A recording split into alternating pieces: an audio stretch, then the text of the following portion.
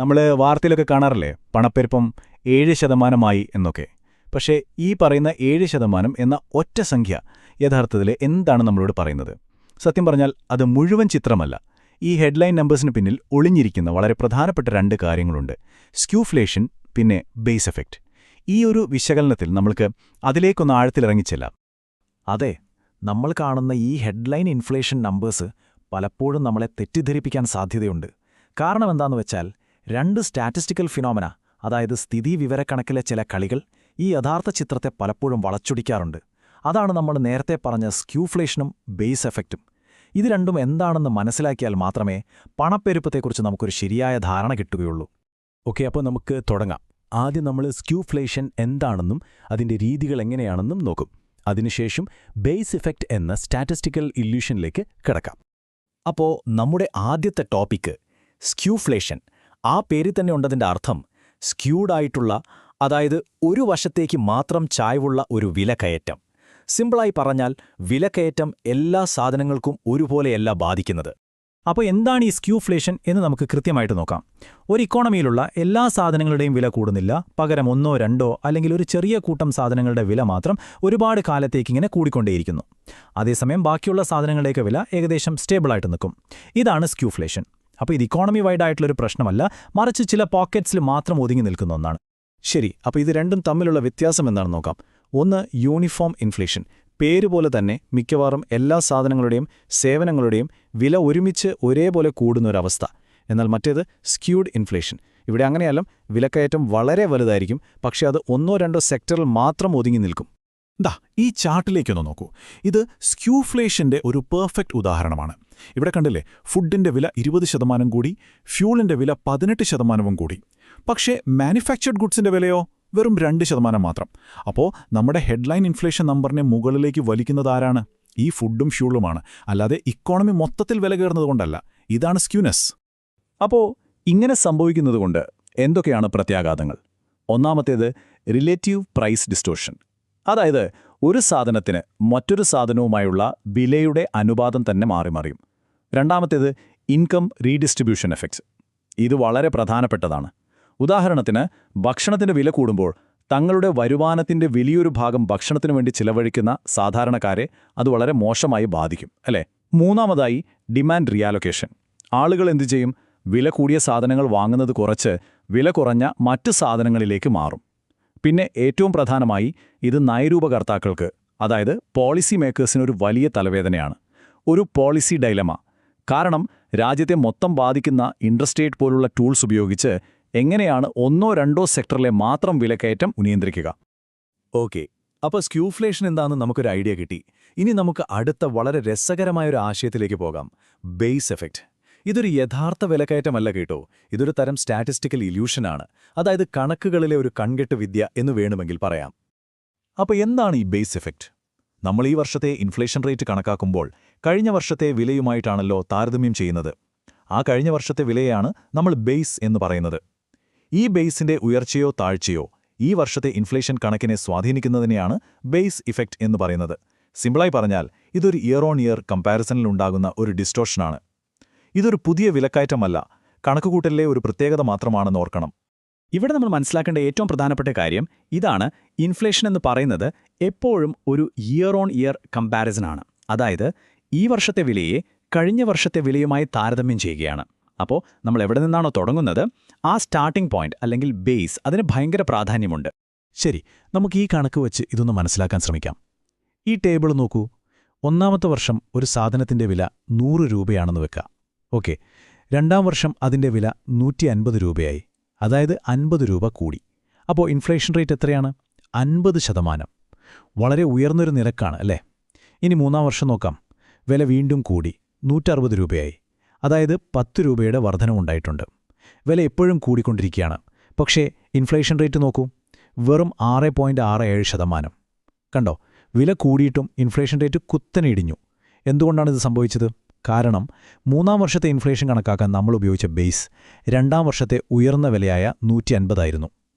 ആ ഉയർന്ന ബേസിന് മുകളിലാണ് നമ്മൾ 10 രൂപയുടെ വർധനവ് കാണുന്നത്. ഇതാണ് ഹൈ ബേസ് എഫക്റ്റ്. അപ്പോൾ നമുക്കിതിൽ നിന്ന് രണ്ട് കാര്യങ്ങൾ മനസ്സിലാക്കാം. ഒന്ന്, ലോ ബേസ് എഫക്റ്റ്. അതായത് കഴിഞ്ഞ വർഷത്തെ വില വളരെ കുറവാണെങ്കിൽ ഈ വർഷം ചെറിയൊരു വിലക്കയറ്റം ഉണ്ടായാൽ പോലും ഇൻഫ്ലേഷൻ റേറ്റ് കണക്കുകളിൽ ഭയങ്കര കൂടുതലായിട്ട് തോന്നും. ഇനി രണ്ടാമത്തത് ഹൈ ബേസ് ഇഫക്റ്റ്. നമ്മളിപ്പോൾ കണ്ട ഉദാഹരണം പോലെ കഴിഞ്ഞ വർഷം വില ഭയങ്കര കൂടുതലായിരുന്നെങ്കിൽ ഈ വർഷം നല്ലൊരു വിലക്കയറ്റം ഉണ്ടായാലും ഇൻഫ്ലേഷൻ റേറ്റ് അത്ര വലുതായിട്ട് തോന്നില്ല, കണക്കുകളിൽ അത് കുറവായിരിക്കും. അപ്പോൾ ഒരു ലോ ബേസ് എങ്ങനെയാണ് ഇൻഫ്ലേഷനെ പെരുപ്പിച്ചു കാണിക്കുന്നത് നമുക്ക് നോക്കാം. സ്റ്റെപ്പ് 1. കഴിഞ്ഞ വർഷം ഒരു റിസഷനൊക്കെ കാരണം വിലകൾ അസാധാരണമാം വിധം താഴ്ന്നിരിക്കുകയായിരുന്നു എന്ന് വിചാരിക്കുക. സ്റ്റെപ്പ് 2. ഈ വർഷം കാര്യങ്ങളൊക്കെ മെച്ചപ്പെട്ടു, വിലകൾ ഒരു സാധാരണ നിലയിലേക്ക് ഉയർന്നു. അപ്പോൾ എന്താണ് ഫലം? റിസൾട്ട് നമ്മൾ കണക്ക് കൂട്ടുമ്പോൾ year on year inflation rate ഭയങ്കര കൂടുതലായി കാണപ്പെടും. യഥാർത്ഥത്തിൽ അതൊരു നോർമൽ റിക്കവറി മാത്രമായിരിക്കാം. ഇനി നേരെ തിരിച്ച് ഒരു ഹൈ ബേസ് എങ്ങനെയാണ് ഇൻഫ്ലേഷനെ കുറച്ച് കാണിക്കുന്നത് എന്ന് നോക്കാം. സ്റ്റെപ്പ് 1. കഴിഞ്ഞ വർഷം ഒരു പ്രൈസ് ഷോക്ക് കാരണം വിലകൾ വല്ലാതെ കൂടിയിരുന്നു. സ്റ്റെപ്പ് 2. ഈ വർഷവും വില കൂടുന്നുണ്ട്, പക്ഷെ ആ കൂടുന്നതിന്റെ വേഗത കുറവാണ്. റിസൾട്ട് നമ്മൾ ഇൻഫ്ലേഷൻ റേറ്റ് കണക്കാക്കുമ്പോൾ അത് കുറഞ്ഞതായോ അല്ലെങ്കിൽ ഒരു മോഡറേറ്റ് ലെവലിലോ കാണപ്പെടും. ഇത് യഥാർത്ഥത്തിൽ ഇക്കോണമിയിലുള്ള പ്രൈസ് പ്രഷറിനെ മറച്ചുവെക്കാൻ വരെ സാധ്യതയുണ്ട്. അപ്പോൾ എന്തിനാണ് നമ്മൾ ഇതിനെക്കുറിച്ച് ഇത്രയധികം സംസാരിക്കുന്നത്? Why does this matter? ഒന്ന്, പാൻഡാമിക് അല്ലെങ്കിൽ മറ്റ് സാമ്പത്തിക പ്രതിസന്ധികൾക്ക് ശേഷമുള്ള ഡാറ്റ മനസ്സിലാക്കാൻ ഇത് വളരെ പ്രധാനമാണ്. 2, ഇത് കണക്കിലെ ഒരു കളി മാത്രമാണോ അതോ യഥാർത്ഥത്തിൽ വില കൂടുന്നുണ്ടോ എന്ന് തിരിച്ചറിയാനും ഇത് നമ്മളെ സഹായിക്കും. 3, പോളിസി മേക്കേഴ്സിന് ശരിയായ തീരുമാനങ്ങൾ എടുക്കാൻ ബേസ് എഫക്റ്റിനെ അഡ്ജസ്റ്റ് ചെയ്യേണ്ടി വരും. 4, പത്രങ്ങളിലെ ഹെഡ്ലൈൻ ഇൻഫ്ലേഷൻ നമ്പേഴ്സ് കണ്ട് നമ്മൾ തെറ്റിദ്ധരിക്കാതിരിക്കാനും ഇത് അത്യാവശ്യമാണ്. ശരി, അപ്പോൾ നമ്മൾ 2 പ്രധാനപ്പെട്ട ആശയങ്ങൾ പഠിച്ചു. ഇനി നിങ്ങളുടെ കോൺസെപ്ച്വൽ ക്ലാരിറ്റി ഒന്ന് ടെസ്റ്റ് ചെയ്യാം. പരീക്ഷയ്ക്ക് വരാൻ സാധ്യതയുള്ള ചില ചോദ്യങ്ങൾ നോക്കിയാലോ? ഒന്നാമത്തെ ചോദ്യം ഇതാണ്: ഒരു രാജ്യത്തെ മൊത്തത്തിൽ ബാധിക്കുന്ന മോണിറ്ററി പോളിസി ടൂൾസ് ഉപയോഗിക്കുന്ന പോളിസി മേക്കേഴ്സിന് സ്ക്യൂഫ്ലേഷൻ എങ്ങനെയാണ് ഒരു ഡിലമ്മ അല്ലെങ്കിൽ ഒരു പ്രതിസന്ധി ഉണ്ടാക്കുന്നത്? ഒന്ന് ചിന്തിച്ചു നോക്കൂ. ഓക്കെ, അടുത്ത ചോദ്യം. ഒരു സാധനത്തിന്റെ വില 100-ൽ നിന്ന് 120 അടുത്ത വർഷം അത് 130 വില കൂടിക്കൊണ്ടിരിക്കുകയാണ്. എന്നിട്ടും എന്തുകൊണ്ടാണ് മൂന്നാമത്തെ വർഷം ഇൻഫ്ലേഷൻ റേറ്റ് കുറയുന്നത്? ബേസ് ഇഫക്റ്റ് വെച്ചൊന്ന് എക്സ്പ്ലെയിൻ ചെയ്യാമോ? അവസാനത്തെ ചോദ്യം. ഒരു ഇക്കോണമിയിൽ വിലകൾ കൂടിക്കൊണ്ടിരിക്കുകയാണെങ്കിലും ഹെഡ്ലൈൻ ഇൻഫ്ലേഷൻ നമ്പർ കുറവായിരിക്കാൻ പറ്റുമോ? പറ്റുമെങ്കിൽ ഹൈ ബേസ് എഫക്റ്റ് എന്ന കോൺസെപ്റ്റ് ഉപയോഗിച്ച് അതെങ്ങനെയാണ് സാധ്യമാവുന്നതെന്ന് വിശദീകരിക്കുക. അപ്പോൾ ഓർക്കുക, മത്സര പരീക്ഷകളിൽ കാണാതെ പഠിക്കുന്നതിനേക്കാൾ എത്രയോ പ്രധാനമാണ് ആശയങ്ങളിൽ വ്യക്തത വരുത്തുന്നത്. ഇന്നത്തെ ഈ ചർച്ച സ്ക്യൂഫ്ലേഷൻ, ബേസ് ഇഫക്റ്റ് എന്നീ വിഷയങ്ങളിൽ നിങ്ങൾക്ക് നല്ലൊരു കൺസെപ്ച്വൽ ക്ലാരിറ്റി നൽകിയെന്ന് ഞാൻ വിശ്വസിക്കുന്നു. നമുക്ക് അടുത്തൊരു വിഷയവുമായി വീണ്ടും കാണാം. നമസ്കാരം. ഇന്നു നമ്മൾ സംസാരിക്കാൻ പോകുന്ന വിഷയം ഇൻഫ്ലേഷൻ അഥവാ പണപ്പെരുപ്പമാണ്. നമ്മൾ സാധാരണ വിലക്കയറ്റം എന്ന രീതിയിലാണല്ലോ ഇതിനെ കാണുന്നത്. പക്ഷേ അതിനപ്പുറം സമ്പത്ത് എങ്ങനെ പുനർവിതരണം ചെയ്യപ്പെടുന്നു, ആരെയൊക്കെ ഇതെങ്ങനെ ബാധിക്കുന്നു എന്നൊക്കെ തീരുമാനിക്കുന്ന ഒരു വലിയ സാമ്പത്തിക ശക്തിയാണ് ഇൻഫ്ലേഷൻ. നമുക്കതൊന്ന് നോക്കാം. അതെ, ഈ ചോദ്യം തന്നെയാണ് നമ്മളിന്ന് ചർച്ച ചെയ്യുന്നതിന്റെ കാതൽ. ഒരു സിംഗിൾ നമ്പർ, ഇൻഫ്ലേഷൻ റേറ്റ്, സമൂഹത്തിൽ ആരാണ് കൂടുതൽ സമ്പന്നനാകുന്നത്, ആരാണ് കൂടുതൽ ദരിദ്രനാകുന്നത് എന്നൊക്കെ നിശബ്ദമായി തീരുമാനിക്കുന്നത് എങ്ങനെയാണ്? ശരിക്കും രസകരമായൊരു കാര്യമാണിത്. നമുക്കിതിന്റെ ഉള്ളിലേക്കൊന്നിറങ്ങിച്ചെല്ലാം. ഓക്കെ, അപ്പോൾ ഈ വിഷയം നന്നായി മനസ്സിലാക്കാൻ നമ്മൾ ഈ 6 കാര്യങ്ങളിലൂടെയാണ് കടന്നുപോകാൻ പോകുന്നത്. കൺസ്യൂമേഴ്സിനെയും പ്രൊഡ്യൂസേഴ്സിനെയും ഇതെങ്ങനെ ബാധിക്കുന്നു, കടം വാങ്ങുന്നവർക്കും കൊടുക്കുന്നവർക്കും എന്ത് സംഭവിക്കുന്നു, പിന്നെ എന്താണൊരു ഒപ്റ്റിമൽ റേഞ്ച് ഓഫ് ഇൻഫ്ലേഷൻ, അങ്ങനെ അവസാനം ഒരു അനലിറ്റിക്കൽ ഫ്രെയിംവർക്ക് വരെ നമ്മൾ നോക്കും. ശരി, അപ്പോൾ നമുക്ക് ആദ്യത്തെ ഭാഗത്തേക്ക് കടക്കാം. ഉപഭോക്താക്കളെയും അവരുടെ വരുമാനത്തെയും ഇതെങ്ങനെയാണ് ബാധിക്കുന്നത് എന്ന് നോക്കാം. കാരണം ഏറ്റവും നേരിട്ട് ഇതിന്റെ ആഘാതം അനുഭവിക്കുന്നത് നമ്മളെപ്പോലുള്ള സാധാരണക്കാരാണല്ലോ. ഇവിടെ നമ്മൾ ആദ്യം മനസ്സിലാക്കേണ്ട ഒരു കാര്യമാണ് പർച്ചേസിംഗ് പവർ, അതായത് വാങ്ങൽ ശേഷി.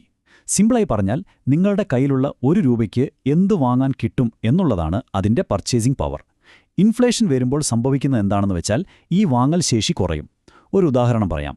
കഴിഞ്ഞ വർഷം 100 രൂപയ്ക്ക് കിട്ടിയിരുന്ന ഒരു സാധനം വാങ്ങാൻ ഈ വർഷം 110 രൂപ വേണം.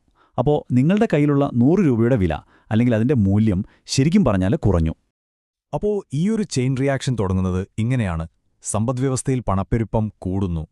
അത് സ്വാഭാവികമായും നമ്മുടെ കയ്യിലുള്ള ഓരോ രൂപയുടെയും വാങ്ങാനുള്ള കഴിവിനെ കുറയ്ക്കുന്നു. അതായത് പണ്ട് 100 രൂപയ്ക്ക് വാങ്ങാൻ പറ്റിയിരുന്ന അത്രയും സാധനങ്ങൾ ഇന്ന് വാങ്ങാൻ പറ്റുന്നില്ല. സിമ്പിളായി പറഞ്ഞാൽ നമ്മുടെ പണത്തിന്റെ റിയൽ വാല്യൂ കുറഞ്ഞു. ഇതിന്റെയൊക്കെ അവസാനത്തെ ഫലമെന്താണ്? നമ്മുടെയൊക്കെ ജീവിത നിലവാരത്തിൽ ഒരു നെഗറ്റീവ് ഇമ്പാക്റ്റ് വരുന്നു. ഇതിലേറ്റവും കൂടുതൽ ബുദ്ധിമുട്ടുന്നത് ആരാണെന്നറിയാമോ? പെൻഷൻകാരെ പോലെ ഒരു നിശ്ചിത വരുമാനം മാത്രമുള്ളവരും ശമ്പളം പെട്ടെന്നൊന്നും കൂടാത്ത സാധാരണക്കാരുമൊക്കെയാണ്. അവരുടെ വരുമാനം അവിടെ തന്നെ നിൽക്കും, പക്ഷേ ജീവിക്കാനുള്ള ചെലവ് കൂടിക്കൊണ്ടേയിരിക്കും. ഇവിടെ നമ്മൾ രണ്ട് പ്രധാനപ്പെട്ട ടേംസ് മനസ്സിലാക്കണം. ഒന്ന് നോമിനൽ ഇൻകം, രണ്ട് റിയൽ ഇൻകം. നോമിനൽ ഇൻകം എന്ന് പറഞ്ഞാൽ നിങ്ങളുടെ സാലറി സ്ലിപ്പിൽ കാണുന്ന സംഖ്യയാണ്, അത്രയേ ഉള്ളൂ. ഉദാഹരണത്തിന് ഇൻഫ്ലേഷൻ കാരണം നിങ്ങൾക്കൊരു 10% ശമ്പള വർധനവ് കിട്ടിയെന്ന് വയ്ക്കുക, അപ്പോൾ നിങ്ങളുടെ നോമിനൽ ഇൻകം കൂടി. പക്ഷേ റിയൽ ഇൻകം എന്ന് പറയുന്നത് അതല്ല. ഈ കൂടിയ വിലക്കയറ്റമൊക്കെ കണക്കിലെടുത്തു കഴിഞ്ഞാൽ നിങ്ങളുടെ ശമ്പളത്തിന് യഥാർത്ഥത്തിൽ എന്തു വാങ്ങാൻ പറ്റുമെന്നുള്ളതാണ് റിയൽ ഇൻകം. ഒരു എക്സാമ്പിൾ നോക്കാം. വിലക്കയറ്റം 12% വയ്ക്കുക, നിങ്ങൾക്ക് കിട്ടിയ ശമ്പള വർധനവ് 10%. അപ്പോൾ ശരിക്കും നിങ്ങളുടെ വാങ്ങൽ ശേഷി, അതായത് റിയൽ ഇൻകം 2% കുറയുകയാണ് ചെയ്തത്. ഇതിനെയാണ് വേജ് ലാഗ് എഫക്റ്റ് എന്ന് പറയുന്നത്. ഇത് സമൂഹത്തിലെ സാമ്പത്തിക അസമത്വം വർദ്ധിപ്പിക്കാനും ഒരു കാരണമാണ്. ഓക്കെ, അപ്പോൾ നമ്മൾ കൺസ്യൂമറുടെ കാര്യം കണ്ടു. ഇനി നമുക്ക് നാണയത്തിന്റെ മറുവശം നോക്കാം. പ്രൊഡ്യൂസേഴ്സിനെയും ഇൻവെസ്റ്റേഴ്സിനെയും ഇൻഫ്ലേഷൻ എങ്ങനെയാണ് ബാധിക്കുന്നത്? ഇവിടെ കാര്യങ്ങൾ കുറച്ചുകൂടി കോംപ്ലിക്കേറ്റഡ് ആണ്. കാരണം ഷോർട്ട് ടേമിലും ലോങ് ടേമിലും ഇതിന്റെ എഫക്ട്സ് ഭയങ്കര വ്യത്യാസമുണ്ട്. ഹ്രസ്വകാലത്തിൽ, അതായത് കുറഞ്ഞ കാലയളവിലേക്ക് ഉൽപ്പാദകർക്ക് ഇതൊരു നേട്ടമായി മാറിയേക്കാം. എങ്ങനെയെന്നാൽ അവരുടെ പ്രൊഡക്റ്റുകൾക്ക് പെട്ടെന്ന് വില കൂട്ടി വിൽക്കാൻ പറ്റും, അപ്പോൾ പ്രോഫിറ്റ് മാർജിൻ കൂടും. പക്ഷേ ദീർഘകാലത്തേക്ക് നോക്കുമ്പോൾ ഈ കഥ മാറും. റോ മെറ്റീരിയൽസിന്റെ വില, തൊഴിലാളികളുടെ ശമ്പളം, അങ്ങനെ പ്രൊഡക്ഷന് വേണ്ട എല്ലാ സാധനങ്ങളുടെയും കോസ്റ്റ് പതുക്കെ കൂടാൻ തുടങ്ങും. ഇത് അവരുടെ ലാഭം കുറയ്ക്കും, മൊത്തത്തിൽ ഒരു സാമ്പത്തിക അനിശ്ചിതത്വം ഉണ്ടാക്കുകയും ചെയ്യും. അപ്പോൾ എന്തുകൊണ്ടാണ് ഒരു മിതമായ ഇൻഫ്ലേഷൻ നിക്ഷേപത്തിന് നല്ലതാണെന്ന് പറയുന്നത്? അതിന് ചില കാരണങ്ങളുണ്ട്. ഒന്ന്, മാർക്കറ്റിൽ ഡിമാൻഡ് കൂടുതലാണെന്ന് കാണുമ്പോൾ സംരംഭകർക്ക് പ്രൊഡക്ഷൻ കൂട്ടാൻ ഒരു ഇൻസെന്റീവ് ആകും. രണ്ട്, ഇൻഫ്ലേഷൻ ഉള്ളതുകൊണ്ട് പണത്തിന്റെ മൂല്യം കുറയുമല്ലോ, അപ്പോൾ ലോൺ എടുത്ത് തിരിച്ചടയ്ക്കുമ്പോൾ അതിന്റെ യഥാർത്ഥ ഭാരം കുറവായിരിക്കും. ഇത് ലോൺ എടുത്ത് ഇൻവെസ്റ്റ് ചെയ്യാൻ ആളുകളെ പ്രേരിപ്പിക്കും. പിന്നെ മൂന്നാമത്തെ കാര്യം, വെറുതെ ക്യാഷ് കയ്യിൽ വെച്ചാൽ അതിന്റെ വാല്യൂ കുറയുമെന്നറിയാവുന്നതുകൊണ്ട് ആളുകൾ അത് ഭൂമിയിലോ കെട്ടിടങ്ങളിലോ മെഷീനറികളിലോ ഒക്കെ ഇൻവെസ്റ്റ് ചെയ്യും. ഇനി നമ്മൾ വരുന്നത് ഇൻഫ്ലേഷന്റെ ഏറ്റവും പ്രധാനപ്പെട്ട ഒരു സ്വഭാവത്തിലേക്കാണ്, അതായത് അതിന്റെ പുനർവിതരണ സ്വഭാവം. കടം കൊടുക്കുന്നവരും കടം വാങ്ങുന്നവരും തമ്മിലുള്ള ഒരു കളിയാണിത്. ഇൻഫ്ലേഷൻ ഈ കളിയിലെ നിയമങ്ങൾ എങ്ങനെയാണ് മാറ്റിമറിക്കുന്നത് എന്ന് നോക്കാം. ഇവിടെയാണ് ശരിക്കും ചിലർ വിജയികളും മറ്റു ചിലർ പരാജിതരുമാകുന്നത്.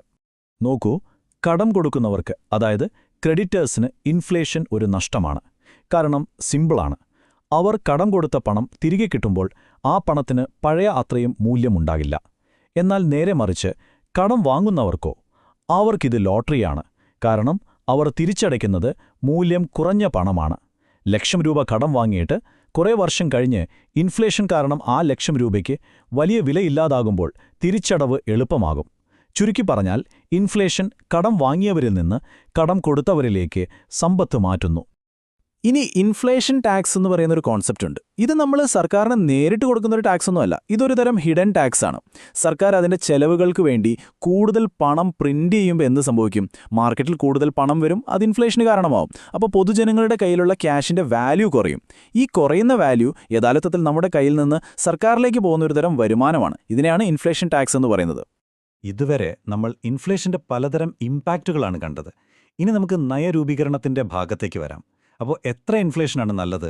ഒരുപാട് കൂടിയാലും പ്രശ്നം, കുറഞ്ഞാലും പ്രശ്നം. ഇതൊരു ബാലൻസിംഗ് ആക്ടാണ്, ഒരു ഞാണിന്മേൽ കളി പോലെ.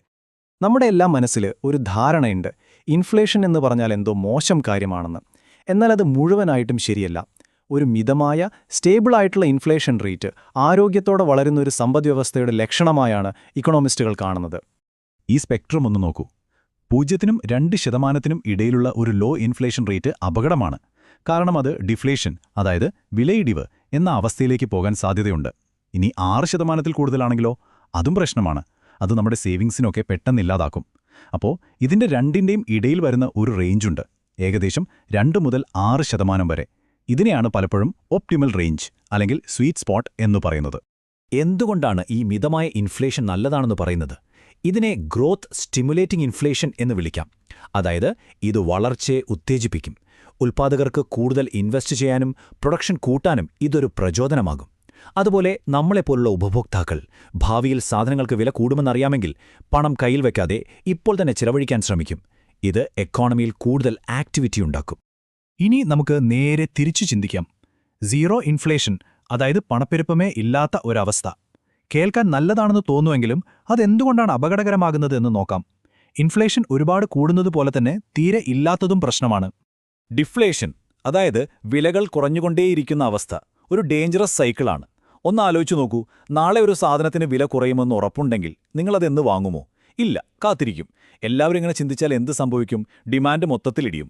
ഇത് സാമ്പത്തിക മാന്ദ്യത്തിലേക്ക് നയിക്കും. കടം വാങ്ങിയവരുടെ കാര്യം കഷ്ടത്തിലാവും. കാരണം അവർ തിരിച്ചടയ്ക്കേണ്ട പണത്തിന്റെ മൂല്യം കൂടുകയാണ്. കമ്പനികളുടെ ലാഭം കുറയും. അത് ജോലിയില്ലായ്മയ്ക്കും നിക്ഷേപം കുറയാനും കാരണമാവും. മിതമായ ഇൻഫ്ലേഷനായാലും അതിന് ചില കോസ്റ്റുകളുണ്ട്. അതിലൊന്നാണ് ഷൂ ലെതർ കോസ്റ്റ്. തമാശയായിട്ട് പറയുന്നൊരു പേരാണിത്. ഇൻഫ്ലേഷൻ കാരണം കയ്യിൽ കാശ് വെച്ചാൽ നഷ്ടമാണെന്നറിയാവുന്നതുകൊണ്ട് ആളുകൾ എപ്പോഴും ബാങ്കിൽ പോയി കുറച്ചു പൈസ എടുക്കും. ഈ ബാങ്കിലേക്കുള്ള നടപ്പ് കാരണം ഷൂവിന്റെ ലെതർ തേഞ്ഞു പോകുന്നു എന്നാണ് സങ്കല്പം. അതായത് നമ്മുടെ സമയവും എഫോർട്ടും ഇതിനുവേണ്ടി നഷ്ടപ്പെടുന്നു. അതുപോലെ മെനു കോസ്റ്റ് എന്നൊന്നുണ്ട്. റെസ്റ്റോറൻറ്റുകൾ വില കൂടുമ്പോൾ എപ്പോഴും മെനു കാർഡ് മാറ്റി പ്രിന്റ് ചെയ്യേണ്ടി വരുന്നില്ലേ? അതുപോലെ കമ്പനികൾക്ക് അവരുടെ പ്രൈസ് ലിസ്റ്റുകൾ മാറ്റുന്നതിനുള്ള ചെലവാണിത്. ഓക്കെ, നമ്മൾ ഏകദേശം എല്ലാ കാര്യങ്ങളും കവർ ചെയ്തു. അപ്പോൾ അവസാനിപ്പിക്കുന്നതിന് മുമ്പ് ഈ വിഷയത്തെപ്പറ്റി ഒരു ചിട്ടയായ രീതിയിൽ ചിന്തിക്കാനും വിശകലനം ചെയ്യാനും നിങ്ങളെ സഹായിക്കുന്ന ഒരു ഫ്രെയിം വർക്ക് തരാം. പ്രധാനമായും ഈ ചോദ്യങ്ങളെക്കുറിച്ചൊന്ന് ചിന്തിച്ചു നോക്കൂ. ഇൻഫ്ലേഷൻ എങ്ങനെയാണ് ഒരു വെൽത്ത് റീഡിസ്ട്രിബ്യൂഷൻ മെക്കാനിസമായി പ്രവർത്തിക്കുന്നത്?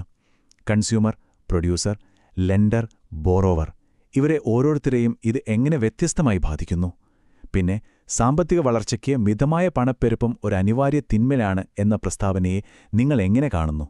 അതുപോലെ ഹൈ ഇൻഫ്ലേഷന്റെയും ഡീഫ്ലേഷന്റെയും അപകടങ്ങൾ എന്തൊക്കെയാണ്? ഈ ചോദ്യങ്ങൾക്കുള്ള ഉത്തരം കണ്ടെത്താൻ ശ്രമിക്കുമ്പോൾ ഈ വിഷയം നിങ്ങൾക്ക് കൂടുതൽ വ്യക്തമാകും. അപ്പോൾ അവസാനം ഒന്നുകൂടി ഓർപ്പിപ്പിക്കുന്നു, ഇൻഫ്ലേഷൻ എന്ന് പറയുന്നത് വെറുമൊരു സംഖ്യയല്ല, അതൊരു പുനർവിതരണമാണ്. അത് നമ്മളറിയാതെ നമ്മുടെ സാമ്പത്തിക ലോകത്തെ ഓരോ നിമിഷവും മാറ്റി എഴുതിക്കൊണ്ടിരിക്കുന്നു. ഈ ചർച്ച നിങ്ങൾക്ക് ഉപകാരപ്പെട്ടു എന്ന് വിശ്വസിക്കുന്നു. നന്ദി. നമസ്കാരം. ഇന്ന് നമ്മൾ സംസാരിക്കാൻ പോകുന്നത് ഇന്ത്യൻ എക്കണോമിയെക്കുറിച്ച് പഠിക്കുമ്പോൾ വളരെ പ്രധാനപ്പെട്ട ഒരു ടോപ്പിക്കിനെക്കുറിച്ചാണ്. ഹോൾസെയിൽ പ്രൈസ് ഇൻഡെക്സ്, അല്ലെങ്കിൽ നമ്മൾ ചുരുക്കി പറയുന്ന WPI. ഇത് നമ്മുടെ രാജ്യത്തെ പണപ്പെരുപ്പം, അതായത് ഇൻഫ്ലേഷൻ അളക്കാനുള്ള ഒരു പ്രധാനപ്പെട്ട അളവുകോലാണ്. പ്രത്യേകിച്ച് ഒരു സാധനമുണ്ടാക്കുന്ന ആൾക്ക്, അതായത് പ്രൊഡ്യൂസർക്ക് വിലക്കയറ്റം എങ്ങനെയാണ് അനുഭവപ്പെടുന്നത് എന്ന് മനസ്സിലാക്കാൻ WPI നമ്മളെ സഹായിക്കും. നിങ്ങൾ കോമ്പറ്റീറ്റീവ് എക്സാംസിനൊക്കെ തയ്യാറെടുക്കുകയാണെങ്കിൽ ഇത് തീർച്ചയായും അറിഞ്ഞിരിക്കേണ്ട ഒരു കാര്യമാണ്. അപ്പോൾ നമുക്ക് WPIയെക്കുറിച്ച് കുറച്ചുകൂടി ഡീറ്റെയിൽ ആയിട്ട് നോക്കാം. ശരി, അപ്പൊ നമ്മൾ ഈ ഒരു വിശകലനത്തിൽ എന്തൊക്കെയാണ് നോക്കാൻ പോകുന്നതെന്ന് ഞാൻ പെട്ടെന്ന് പറയാം. ആദ്യം തന്നെ എന്താണ് ഈ WPI എന്ന് നമ്മൾ കൃത്യമായി മനസ്സിലാക്കും. പിന്നെ ഈ ഇൻഡെക്സിന്റെ ഉള്ളിൽ എന്തൊക്കെ സാധനങ്ങളാണ് വരുന്നത്, അതായത് അതിന്റെ ബാസ്ക്കറ്റിൽ എന്തൊക്കെയുണ്ടെന്ന് നോക്കും. കാലം മാറുമ്പോൾ എന്തിനാണ് ഈ ഇൻഡെക്സ് പുതുക്കുന്നത് എന്നും നമ്മൾ ചർച്ച ചെയ്യും. അതിനുശേഷം ഏറ്റവും പുതിയ 2011-12 സീരീസിനെക്കുറിച്ച് സംസാരിക്കും. അവസാനം WPIക്ക് അതിൻ്റേതായ ചില ഗുണങ്ങളും ചില പരിമിതികളുമുണ്ട്, അതും നമ്മൾ പരിശോധിക്കും. ഓക്കെ, അപ്പൊ നമുക്ക് ഏറ്റവും ബേസിക് ആയിട്ടുള്ള കാര്യത്തിൽ നിന്ന് തന്നെ തുടങ്ങാം, അല്ലേ? എന്താണ് സത്യത്തിൽ ഈ ഹോൾസെയിൽ പ്രൈസ് ഇൻഡെക്സ്? അപ്പോ ഇവിടെ നിങ്ങൾ ഏറ്റവും പ്രധാനമായിട്ട് ഓർക്കേണ്ട ഒരു കാര്യമുണ്ട്. നമ്മളൊക്കെ കടയിൽ പോയി ഓരോ സാധനങ്ങൾ വാങ്ങുമ്പോൾ കൊടുക്കുന്ന വിലയില്ലേ, ആ വിലയല്ല WPIയുടെ അടിസ്ഥാനം. ഇത് അതിനും ഒരുപടി പുറകിലുള്ള കാര്യമാണ്. അതായത് ഫാക്ടറികളിൽ നിന്നും അല്ലെങ്കിൽ ഉൽപ്പാദകരിൽ നിന്നും ഹോൾസെയിൽ കച്ചവടക്കാർ ബൾക്കായിട്ട്, അതായത് വലിയ അളവിൽ സാധനങ്ങൾ വാങ്ങുമല്ലോ, ആ സമയത്തുള്ള വിലയുടെ മാറ്റമാണ് WPI ട്രാക്ക് ചെയ്യുന്നത്. സിമ്പിളായി പറഞ്ഞാൽ ഒരു പ്രോഡക്റ്റ് റീറ്റെയിൽ കടയിൽ എത്തുന്നതിന് മുൻപുള്ള സ്റ്റേജിലെ വിലക്കയറ്റം. ഇനി WPIയെക്കുറിച്ച് ഓർത്തിരിക്കേണ്ട ഏറ്റവും പ്രധാനപ്പെട്ട മറ്റൊരു പോയിന്റ്, WPI ട്രാക്ക് ചെയ്യുന്നത് സാധനങ്ങളുടെ, അതായത് ഗുഡ്സിന്റെ വില മാത്രമാണ്. സർവീസസ് അഥവാ സേവനങ്ങൾ ഇതിൽ പെടില്ല. അതെന്തുകൊണ്ടാണെന്ന് നമുക്ക് വഴിയെ നോക്കാം. പക്ഷെ ഈയൊരു വ്യത്യാസം ഓർത്തുവെക്കുന്നത് വളരെ ഇമ്പോർട്ടന്റ് ആണ്. ഏതൊരു മാറ്റവും അളക്കണമെങ്കിൽ നമുക്ക് താരതമ്യം ചെയ്യാനൊരു സ്റ്റാർട്ടിംഗ് പോയിന്റ് വേണമല്ലോ, അല്ലേ? ഒരു ബേസ് ലൈൻ. ഇക്കണോമിക്സിൽ അതിനെയാണ് നമ്മൾ ബേസ് ഇയർ എന്ന് പറയുന്നത്. ഈ ബേസ് ഇയറിലെ ഇൻഡെക്സ് എപ്പോഴും 100 ആയിരിക്കും. എന്നിട്ട് പിന്നീടുള്ള വർഷങ്ങളിലെ വിലകളെ ഈ 100-മായിട്ടാണ് നമ്മൾ കമ്പയർ ചെയ്യുന്നത്. അപ്പോൾ വില കൂടിയാൽ ഇൻഡെക്സ് 100-ൽ നിന്ന് മുകളിലേക്ക് പോകും, കുറഞ്ഞ താഴോട്ടും. വളരെ സിമ്പിൾ. ശരി, അപ്പൊ നമുക്ക് ഈ WPI ബാസ്ക്കറ്റിന്റെ ഉള്ളിലേക്കൊന്ന് നോക്കാം. എന്തൊക്കെ സാധനങ്ങളാണ് ഇതിൽ ഉൾപ്പെടുത്തിയിട്ടുള്ളത്, ഓരോന്നിനും എത്രത്തോളം പ്രാധാന്യം അല്ലെങ്കിൽ വെയിറ്റേജ് കൊടുത്തിട്ടുണ്ട് എന്നൊക്കെ നമുക്കൊന്ന് ഡീറ്റെയിൽ ആയിട്ട് കാണാം. ഇവിടെ നോക്കൂ, ഈ ചാർട്ടിൽ ഏറ്റവും കൂടുതൽ സ്ഥലമെടുത്തിരിക്കുന്നത് എന്താണ്? മാനുഫാക്ചർഡ് പ്രോഡക്ട്സ്, അല്ലേ? ഏകദേശം 64%. അതായത് WPI ഇൻഡെക്സിന്റെ 2/3 ഭാഗവും നിർമ്മിത ഉൽപ്പന്നങ്ങളാണ്. ഇത് ശരിക്കും നമ്മുടെ എക്കണോമിയുടെ ഒരു ഇൻഡസ്ട്രിയൽ സ്വഭാവത്തെയാണ് കാണിക്കുന്നത്. പിന്നെ വരുന്നത് പ്രൈമറി ആർട്ടിക്കിൾസ്, ഏകദേശം 22.6%. കൂട്ടത്തിൽ ഏറ്റവും കുറവ് ഫ്യൂവൽ ആൻഡ് പവറിനാണ്, 13%-ൽ അല്പം കൂടുതൽ. അപ്പോൾ ഈ ഓരോ കാറ്റഗറിയും എന്താണെന്ന് നമുക്ക് പെട്ടെന്നൊന്ന് നോക്കാം. പ്രൈമറി ആർട്ടിക്കിൾസ് എന്ന് പറഞ്ഞാൽ പ്രകൃതിയിൽ നിന്ന് നമുക്ക് നേരിട്ട് കിട്ടുന്ന അസംസ്കൃത വസ്തുക്കളാണ്. ഉദാഹരണത്തിന് കരിമ്പ് അല്ലെങ്കിൽ ഖനനം ചെയ്തെടുക്കുന്ന ബോക്സൈറ്റ് പോലെയുള്ള മിനറൽസ്. ഫ്യൂവൽ ആൻഡ് പവർ എന്ന വിഭാഗത്തിൽ വരുന്നത് ഊർജ്ജ സ്രോതസ്സുകളാണ്. പെട്രോൾ, ഡീസൽ, കൽക്കരി, വൈദ്യുതി ഒക്കെ. ഇനി മാനുഫാക്ചർഡ് പ്രോഡക്ട്സോ, അത് ഈ പ്രൈമറി ആർട്ടിക്കിൾസ് ഉപയോഗിച്ച് നമ്മൾ ഉണ്ടാക്കുന്ന സാധനങ്ങളാണ്. നേരത്തെ പറഞ്ഞ കരിമ്പ് ഫാക്ടറിയിൽ കൊണ്ടുപോയി പ്രോസസ്സ് ചെയ്ത പഞ്ചസാരയാക്കി മാറ്റുമ്പോൾ അതൊരു മാനുഫാക്ചർഡ് പ്രോഡക്റ്റായി. നമ്മൾ നേരത്തെ പറഞ്ഞല്ലോ WPIയിൽ സർവീസസ് ഉൾപ്പെടുന്നില്ലെന്ന്. അതെന്തുകൊണ്ടാണെന്ന് ഇപ്പോൾ നിങ്ങൾക്കൊരു ഐഡിയ കിട്ടിയിട്ടുണ്ടാകും. ഒരു മൊബൈൽ ഫോൺ ഒരു മൊത്തക്കച്ചവടക്കാരന് ആയിരക്കണക്കിന് എണ്ണം ഒരുമിച്ച് വാങ്ങാൻ പറ്റും. പക്ഷേ ഒരു ഡോക്ടറുടെ കൺസൾട്ടേഷനോ അല്ലെങ്കിൽ ഒരു ടീച്ചറുടെ ക്ലാസ്സോ അങ്ങനെ ഹോൾസെയിലായിട്ട് വാങ്ങാൻ പറ്റുമോ? ഇല്ല. സർവീസുകൾക്ക് സാധാരണയായി ഒരു ഹോൾസെയിൽ സ്റ്റേജ് ഇല്ല. അത് ഉപഭോക്താവിന് നേരിട്ടാണ് കിട്ടുന്നത്. അതുകൊണ്ടാണ് അതിനെ WPIയിൽ ഉൾപ്പെടുത്താൻ പറ്റാത്തത്. ശരി, അപ്പോൾ WPIയുടെ ഘടകങ്ങളൊക്കെ നമ്മൾ കണ്ടു. പക്ഷേ ഒരു കാര്യം ആലോചിച്ചു നോക്കൂ. നമ്മുടെ എക്കോണമി എപ്പോഴും ഒരുപോലെയാണോ ഇരിക്കുന്നേ? അല്ലല്ലോ. വർഷങ്ങൾ കഴിയുന്തോറും അത് മാറിക്കൊണ്ടേയിരിക്കും. അപ്പോ അതിനെ അളക്കാനുള്ള നമ്മുടെ ടൂൾസും അതിനനുസരിച്ച് അപ്ഡേറ്റ് ചെയ്യണ്ടേ? തീർച്ചയായും വേണം. എക്കണോമിയുടെ ഘടന മാറുമ്പോൾ അതിനെ അളക്കാനുള്ള രീതികൾ മാറണം. അല്ലെങ്കിൽ നമ്മൾ അളക്കുന്നത് പഴയൊരു എക്കണോമിയായിരിക്കും, ഇപ്പോഴത്തെ യാഥാർത്ഥ്യത്തെ ആയിരിക്കില്ല. നമ്മുടെ കണക്കുകൂട്ടലുകൾക്ക് ഒരു പ്രസക്തിയുമില്ലാതെയാകും. ഇതൊരു സിമ്പിൾ ഉദാഹരണം വഴി പറയാം. 1990കളിലെ ഒരു സിറ്റി മാപ്പ് ഉപയോഗിച്ച് ഇന്നത്തെ ട്രാഫിക്കിൽ ഡ്രൈവ് ചെയ്യാൻ ശ്രമിക്കുന്നത് പോലെയാണ് കാലഹരണപ്പെട്ട ഒരു ഇൻഡെക്സ് ഉപയോഗിക്കുന്നത്. പല പുതിയ റോഡുകളും ഫ്ലൈ ഓവറുകളും ആ മാപ്പിലുണ്ടാകില്ല. അതുപോലെ നമ്മുടെ ഇന്നത്തെ ഉൽപ്പാദന രീതികളും ആളുകളുടെ ഉപഭോഗശീലങ്ങളും പ്രതിഫലിപ്പിക്കാൻ പഴയ ഒരു ഇൻഡെക്സ് ബാസ്ക്കറ്റിന് കഴിയില്ല. അതുകൊണ്ട് ഈ സൂചിക കൃത്യമായ ഇടവേളകളിൽ അപ്ഡേറ്റ് ചെയ്യേണ്ടത് അത്യാവശ്യമാണ്. ഈ ഒരു ആവശ്യകതയിൽ നിന്നാണ് WPIയുടെ ഏറ്റവും പ്രധാനപ്പെട്ട ഒരു പരിഷ്കരണം വരുന്നത്. പഴയ 2004-5 ബേസ് ഇയർ മാറ്റി പുതിയ ബേസ് ഇയറായി 2011-12 സ്വീകരിച്ചു. അപ്പം നമുക്ക് ഈ പുതിയ സീരീസിന്റെ പ്രത്യേകതകൾ എന്തൊക്കെയാണെന്ന് നോക്കാം. ഈ ടേബിൾ നോക്കിയാൽ തന്നെ പ്രധാന മാറ്റങ്ങൾ നമുക്ക് മനസ്സിലാക്കാം. പഴയ 2004-5 സീരീസും പുതിയ 2011-12 സീരീസും തമ്മിലുള്ളൊരു താരതമ്യമാണിത്. നിങ്ങൾ വെയിറ്റേജ് എന്ന കോളം ശ്രദ്ധിക്കൂ. പ്രൈമറി ആർട്ടിക്കിൾസിന്റെ പ്രാധാന്യം 20-ൽ നിന്ന് 22% കൂടിയിട്ടുണ്ട്.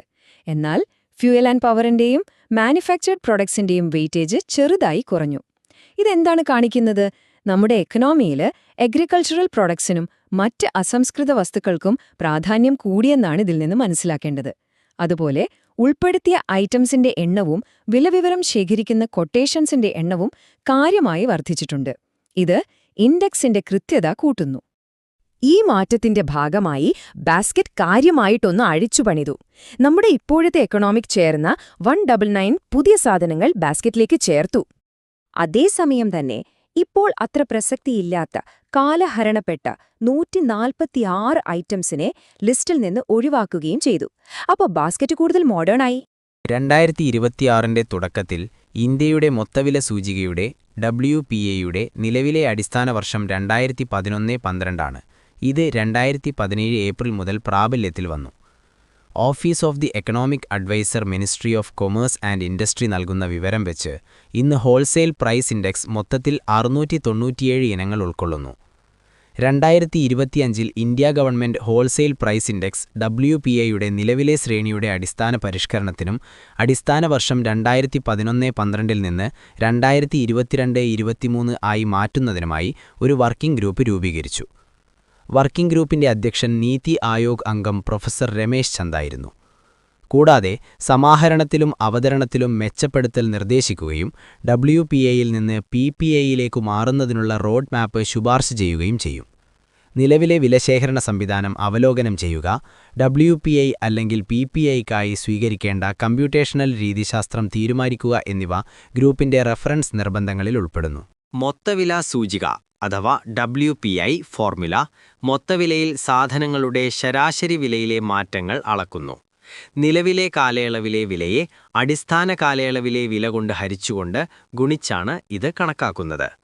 WPI = ഇപ്പോഴത്തെ വില ബൈ അടിസ്ഥാന വർഷത്തെ വില × 100. ഈ പരിഷ്കരണം വെറുതെ കുറച്ച് സാധനങ്ങൾ കൂട്ടുകയും കുറയ്ക്കുകയും മാത്രമല്ല ചെയ്തത്. കണക്കുകൂട്ടുന്ന രീതിയിലും ചില പ്രധാനപ്പെട്ട മാറ്റങ്ങൾ കൊണ്ടുവന്നു. ഒന്നാമതായി ഇൻഡയറക്റ്റ് ടാക്സസ് ഒഴിവാക്കി. അതായത് ടാക്സൊക്കെ ചേർക്കുന്നതിനു മുൻപുള്ള യഥാർത്ഥ ഫാക്ടറി വിലയാണിപ്പോൾ കണക്കാക്കുന്നത്. ഇത് WPIയെ ഒരു പ്രൊഡ്യൂസർ പ്രൈസ് ഇൻഡെക്സുമായി കൂടുതൽ അടുപ്പിച്ചു. രണ്ടാമതായി കണക്കുകൂട്ടാൻ ജിയോമെട്രിക് മീൻ എന്ന കുറച്ചുകൂടി അഡ്വാൻസ്ഡ് ആയിട്ടുള്ള മെത്തേഡ് ഉപയോഗിക്കാൻ തുടങ്ങി. ഇത് അന്താരാഷ്ട്ര തലത്തിൽ ഉപയോഗിക്കുന്ന ഒരു രീതിയാണ്. മൂന്നാമതായി കൂടുതൽ സ്ഥലങ്ങളിൽ നിന്ന് വിലവിവരങ്ങൾ ശേഖരിക്കാൻ തുടങ്ങി. ഏകദേശം 52% കൂടുതൽ കൊട്ടേഷൻസ്.